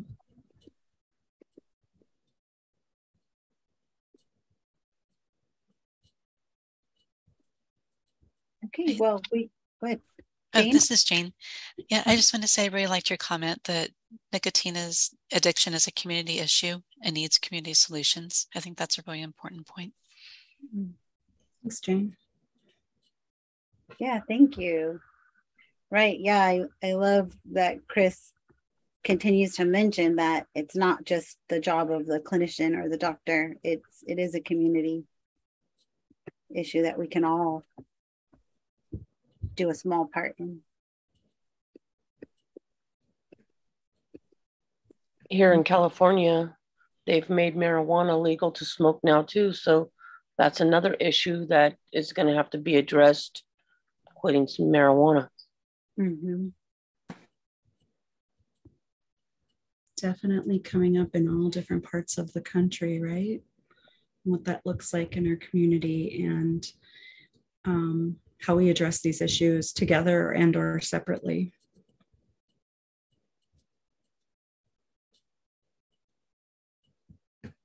So what do you think, Teresa? You ready to get into it? Get into our implementation plan? Yeah, I'm ready. And at any time, please, you can drop your comments or you can feel free to mute yourself. I think I just saw a comment. I see potential for implementation with Haskell Indian Nations University. Ooh, nice. Thanks, Damon. Yeah, the nice thing about this intervention is that it's brief, it's person to person, and it can be used virtually anywhere. And what we learned from working with people on the ground actually implementing is what's in the workbook, and it's so helpful. Thanks, Damon. So this checklist is again from the workbook. It's the phase 1 of the implementation plan checklist, and it can be found on page 44. As we mentioned in the beginning, the workbook actually includes 3 phases in the implementation plan. But in today's training, we're really taking you through that first phase. So you'll see here at the top, we've talked about adapting the 5 A's and making it your own in your setting, thinking about traditional tobacco, thinking about how you communicate with people in your community, and then 5 A's in your own words, which we did before the break. And that is where you're able to put it into your own words and practice how you actually would use the 5 A's. And then now we're talking about considering your current program, which Chris talked a little bit about that. Like, what type of a program, what resources already exist? Do you have a cessation plan in place? Who do you need to get on board? Do we need to train staff? Do we need to get clearance, from your supervisor, things like that? So the checklist will take you through all of the steps. Let's see. I talked about step 2. Lost my train of thought here. So now the next step that we're going to do is we're going to go more in depth about how you might actually fit the 5 A's into your already busy day, as we talked about, as it was shown in the More Than the 5 A's video. We have busy days, we have competing priorities. So how do we take a new intervention and actually fit it into our daily tasks? So we'll go to where we're going to fit that in. So this activity, again, is from the workbook, and it has you starting with looking at your day. Like I said, we're also busy. And so here you'll see in the example, Jolene just did a jot down of all of her daily activities. This might seem a little tedious, right? Just breaking it out like this, but it's important because we want to look at what are those daily activities we do during our work week that we're having that person-to-person communication. So she has more activities than this in her day, but these were ones where she felt like, you know what, I really have some person-to-person communication. So for a minute, think about your daily activities, and you could jot them down, you could put them in the chat, you could just think about them. But what are some activities that you do daily or weekly where you have that chance to talk to someone person to person? Think about that for just a minute. Simple language, just like the example. And this is the first step in the process. So you'll see when we go into the second that she chose blood glucose screening as her one activity. So, whoops. Yeah. Mm-hmm. No, that's perfect, Chris. Yes, it's circled here in the workbook. And then the part B of this activity is where she's going to take that one activity and then list it out even more. Again, might seem like a lot of detail or steps, but stay with us because there is a method behind this. So a blood glucose screening takes some very specific tasks.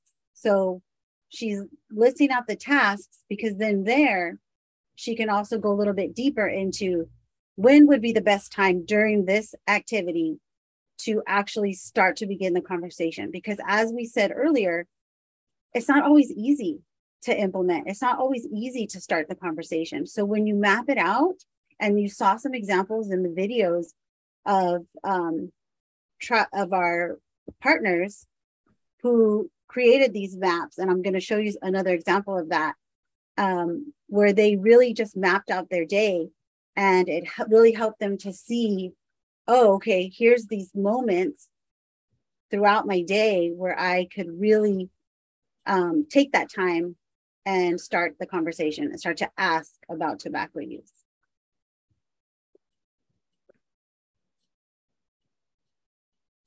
So this is an example. These are the exact same tasks that were just on the last slide. Now they're just in a different format. So they're in a flow chart format.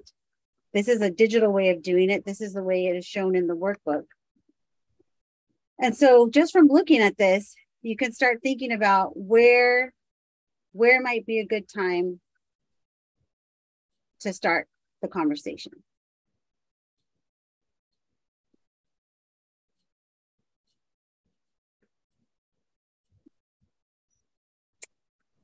Then here's an example that was also shown in the video. And this is from a tribal youth program.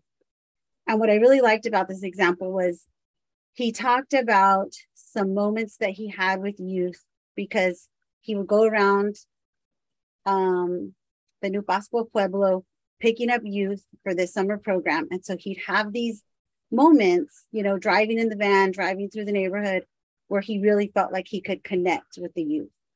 Then another area was walking with the teens. So, they're walking from one activity to the next, just having some informal conversations. And so he really felt like that would also be a good opportunity. And then lastly, during teen groups. So then they actually had very specific times where they had activities with just the teens. And they one of the things that they implemented was they put that as a question into their intake form. Do you know anyone who uses tobacco? Are you around secondhand smoke? So these are sort of the real life innovative ways that one of our tribal partners used this mapping process to figure out where is best to fit in the 5 A's. We call this the old school stickies, right? Yes, which I'm partial to too. So yeah, me too. So we have an example that we're going to work on together, and then we have a small group activity. But let me pull up this Jamboard. I'm going to drop it in the chat.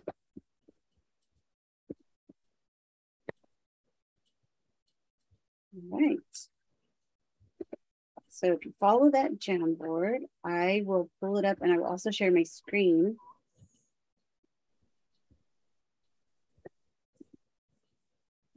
And is anyone familiar with Jamboards? Can you give us a thumbs up, or just let us know if this is something you've worked on before?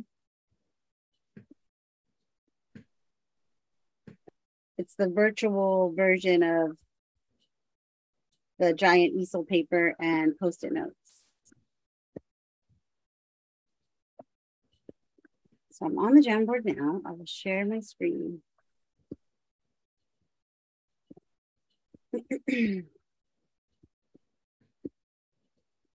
All right. So this is the exact Jamboard that was on the slide. So you can start taking these stickies and you can drag them to wherever you think would be a good time. I see someone already is like, ooh, during the counseling client unhealthy behaviors. Nice.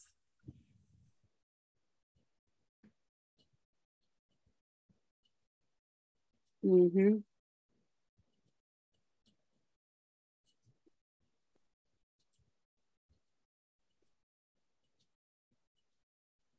Right, yeah. Sometimes when you know how that is, like when someone first comes in, you kind of have a little bit of small talk, you're greeting them. Yes. Mm-hmm. And there's even more sticky notes that you can create your own. I'll create it in the same color. So it's not like once you run out of stickies on the side that you can't do anymore. So for instance, I just created another one here. Awesome. So was everyone able to access the Jamboard and put in their thoughts. These all look great. Awesome. Thanks, Jane, for the thumbs up. Sweet. All right. And so I want to show you on the next page of this Jamboard. So another step where you can go even deeper in the workbook is you can break up the A's, right? Maybe you want to start the conversation here in the screening area and they say, you know, yes. And so you move forward. Or maybe here while you're prepping them. So you're sitting side by side. And so then that's when you ask and advise. Same thing here. And then like many of you chose the counseling client for the 5 A's, this would be a good little chunk of time where you could do all 5 steps of the 5 A's. So that's just another way of sort of breaking down the steps. If you wanted to do them little by little, like I said, kind of ease into it, ask and advise, or finding this other chunk of time where you're already counseling about healthy behaviors, where you could really just go into the conversation and have that 3 to 5 minute brief intervention. So that's awesome. Thanks for participating in that. So I'm going to stop sharing for a minute. Does anyone have any questions about that? Was anyone unable to access the Jamboard? Because that'll be important to know for our next activity. All right, so we will do 2 groups. So now what we're going to do is I have another flow chart, and this flow chart is based on a home visit, which is perfect, as many of you were talking about. I think 75% said you were going to use it in your community or with family and friends. So I think we chose a good flow chart scenario for this. So what I'm going to do is we're going to just have 2 small groups. I will come into group 1 and drop the Jamboard for that group. And Chris will jump in, Chris Rhodes will jump into group 2 and drop the Jamboard link for that. So I'm going to do the 2 groups. Let's see, I need to recreate.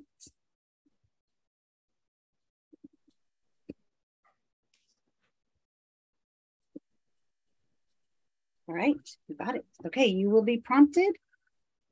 You'll have about 3 to 5 minutes. We'll check on you. When you go in, please, actually we'll do at least 5 minutes. So just do a quick round of introductions and then you'll be able to work with the Jamboard. And again, I will be coming into group 2, room 1, and Chris will be popping into room 2. So you'll be prompted here.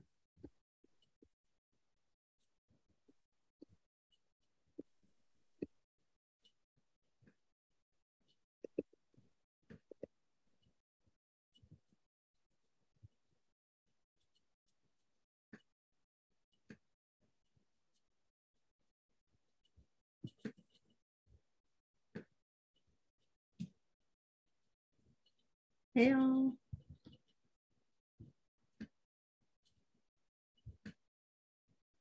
Let me see. Alina, do you have access to the Jamboard for this group?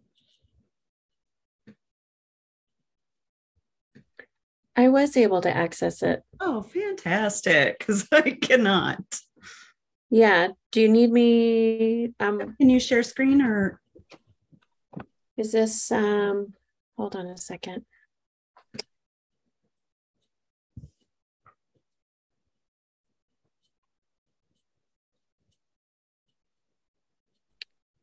Is this the right one?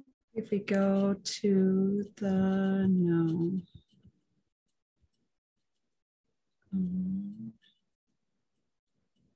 I don't know if I'm in the right one. I went to the, Oh, that's not the right one. the last one in the link that she dropped. Is that right? No. Let me just find it here real quick. Here we go. Should I go to the internal agenda? Yep. Okay. Here we go. Jamboard 2. Yes, perfect. Okay. Do you want me to drop the link, or Yes. do you want me to? Let's share that Okay. with Chris. And With Chris too? It's Chris. Both Chris's? I'm in there now, so I did. Okay. I'll add, here you go, Chris Talbert. Okay. Chris, we're relying on you here. Sorry. It can be scary to do interactive, right? I don't see anybody else in there. Right. Wow. Okay. So what do we do here? I'm sorry. So we're going to look at this and move those 5 A's to where we think we would implement the 5 A's. Is it just you and Chris? Yeah, I don't know that we need. Okay. Yeah. But it is a fun activity if when it's working or when we have. I don't see either of you guys in there. Oh. You're back. Awesome. So what we'll do is, and thank you, group 2, for your patience. We had, I was in group 1 assisting, and we had some trouble getting into room 2. So I appreciate everyone's patience. So what we're going to do now is each group is going to just share, and we'll kind of compare and contrast and see where we lined up. So I'll go ahead and share screen from group 1. And if anyone from group 1 would like to share the process or thoughts behind it, be my guest.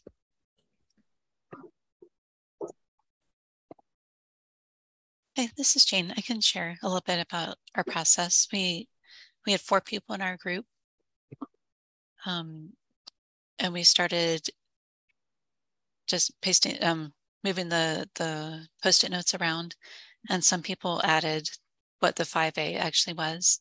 Mm-hmm. And so as you arrive and greet the client, as we saw in the clinical setting, you can also ask about their tobacco use. And when you ask them what services you could provide, you can ask if they need any assistance with tobacco cessation, or where they are in the process of behavioral change. And there's places all along the process where you can talk about the different 5As. Mm-hmm. And as you're finishing up the visit and scheduling the next visit, you can ask about follow-up for their tobacco cessation resources. Yes, wonderful. Yeah, we talked about how this scheduling is this nice opening because you're talking about seeing them again in the future. And by the way, I would also like to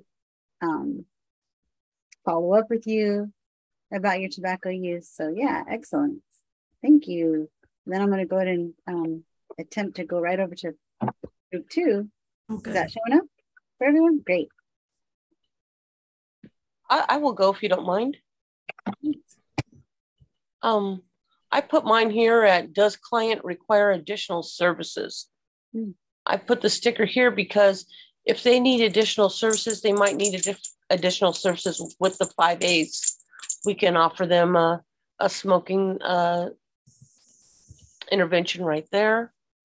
And then we'll know where we stand as they go home. And we can also, like she said, schedule them out for that.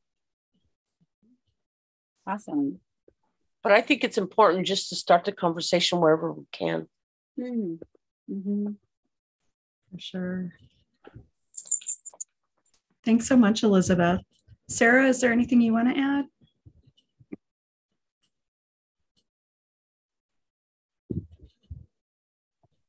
No, thank you. His cat. Awesome. Somebody Yeah, has something to add. Yeah, someone had something to add, right? My grandnieces and nephews. Beautiful. I think I like what you said, Elizabeth, that we need to use it wherever we can. And so mapping out your day and your tasks, your activities into tasks, then you really get to see visually, right? Instead of just trying to think through, when is a good time? When you see it for some reason, and this is what our tribal partners told us, that when they were able, I think you saw in the digital story, a couple of them were like, you know, they wanted to lay out on the floor, lay the big sheet of paper down, and they were really like into it and putting all their Post-its. That it was that process of just really thinking about their day and mapping it out and seeing it that really helped them go, okay, yes, that this is a good spot, right?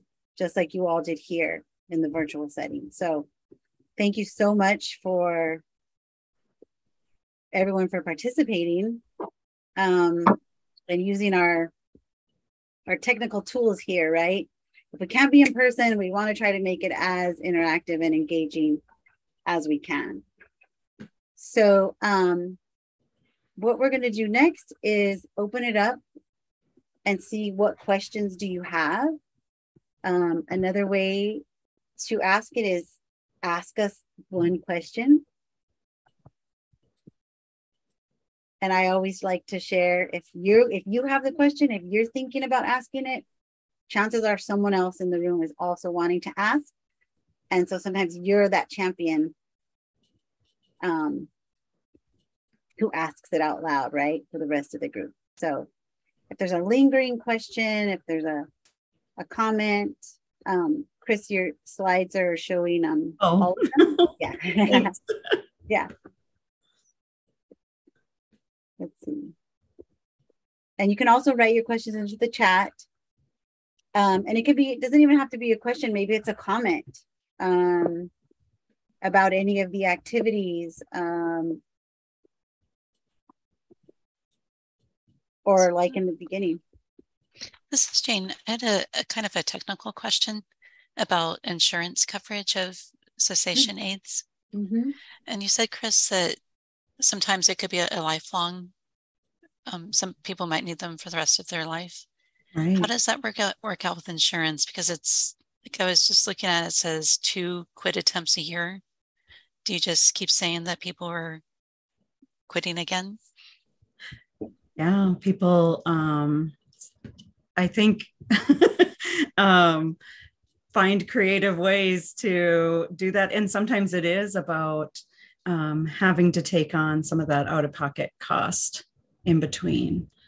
Not sure exactly. Well, each tribal and IHS program is going to handle it differently. I don't know what the limits are in those communities, but if we're working on these issues in policy change, this is an area where we could really address some of those issues so that our folks don't have these out-of-pocket issues, right?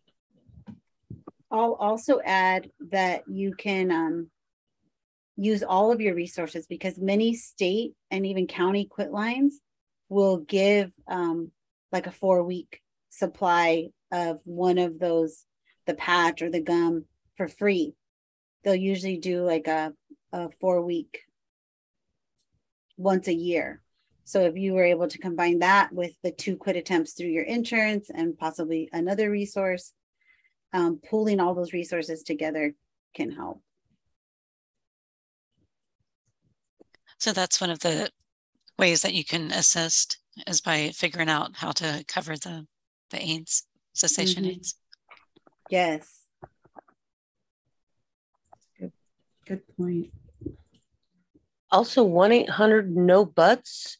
They give out gift cards too, to help with buying the gum or whatever too. That's great to know. That's why it's so good to be in community and to have these conversations, because then we learn from each other. Would you mind dropping that in the chat? Was it 1-800-BUTS? It's 1-800-NO-BUTS. But yeah, I'll type it in there. Perfect. That's awesome. And the workbook also has some resources in the end, in the appendix. Has some resources as well. So yeah, I think we can pull our slides back up. Get a chance, Chris. Oh, awesome. Thanks, Elizabeth. You're welcome. Our youth used to we used to participate in, they called it the National Kick Butts Day. And the youth always got a big kick out of that because they're like, kick butts. So that was funny. So yeah, what questions do you have? If you have questions, you can stop me at any time. I was just going to do a quick review of what we've gone over. Let me double check. That link.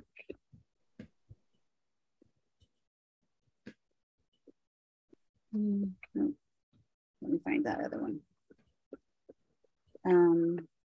What I want to do, and I'll do it before we close, is I have a link to the basic tobacco intervention skills training that's offered through the University of Arizona. And that is offered, I believe they do have some virtual options, but I am going to grab that in just a minute. So today we discussed traditional and non-traditional uses of tobacco, along with participant input from your own knowledge, from your own communities. Shared More Than the 5 A's workbook. It's free to download, as we said, on the website. Please use it, spread it around so that more people feel comfortable using the 5 A's and helping people quit commercial tobacco. We discussed the unique needs of implementing tobacco and vaping cessation in our tribal communities, because we do want to take into account the use of traditional tobacco. We want to acknowledge, some of the loss of our traditional ways and how that can be a very sensitive subject when we start talking about commercial tobacco and traditional tobacco. And then we practiced communicating the 5 A's, which was awesome. You all did great in the scenarios. And then just shared one of the simple ideas, right? One activity from the first phase of the implementation plan of how you could implement it. And again, the workbook has 2 more phases in that plan. So that was just the first phase of the 3-part implementation plan. So if you are interested in implementing the 5 A's, whether it's in your program or individually, with family and friends, you'll be able to go through that step-by-step process. It has more opportunities for you to practice and just get really comfortable. And so that, because once you feel comfortable in starting the conversation, like we said earlier, it really comes down to one person trying to help another person quit commercial tobacco. And Alina dropped in the link. Thank you, Alina. So that's the next BTIS, Basic Tobacco Intervention Skills Trainees, is in September. Awesome. Teresa, I also shared the link for the National Native Network, as many of the tribal partners host those BTIS trainings that might make it more cost affordable. Oh, so okay. And there's resources, including this workbook on that website. That's awesome. I want to thank you guys for inventing the 5 A's. It's going to help me get the conversation started. Oh, yeah. Great. Yeah, we just adapted them for our communities, and we're glad it's helpful. Thanks, Elizabeth. Do we want to, we'll go ahead to our closing slide, our wrap up. Again, the 5 A's is evidence-based, which means it works and it can be tailored. The more you practice, the easier it gets, right?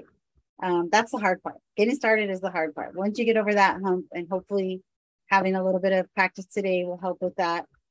But then you can work with your team to create a plan, and that is in module 4. And then in module 5, you'll be able to track your progress, evaluate, see what's working, what's not working, and tweak and change and make your intervention that much stronger within your program.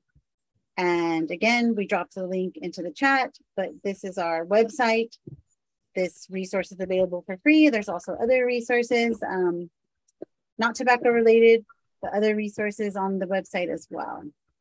And it's just been a pleasure being able to present with the Southern Plains here the past 3 days. So yeah, unless there's anything, Chris, would you like to say any closing comments?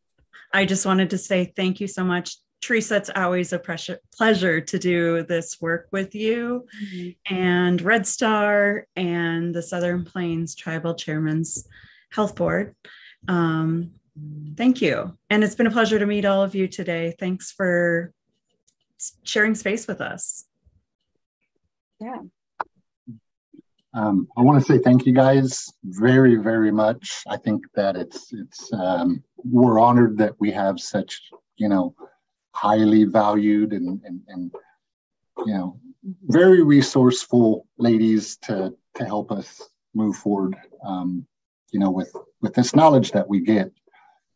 I appreciate everybody being on the call, being on the session. And I want to remind you guys to do the survey. Please fill out the survey and give us some feedback on how we're doing, and if we can improve anything. If we're doing great, then let us know. So, but with that, please find the resources, the videos, the documents, I guess in the chat box for now, but they'll be available after this closes. They'll still be available.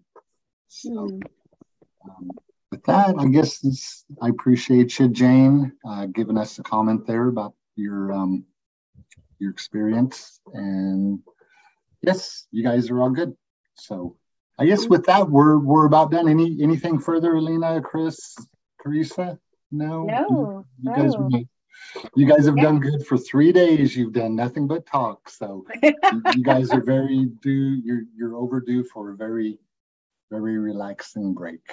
Oh, thank you. Thanks, everyone. And yeah, it's always nice to end a little early. Got 5 minutes before the hour.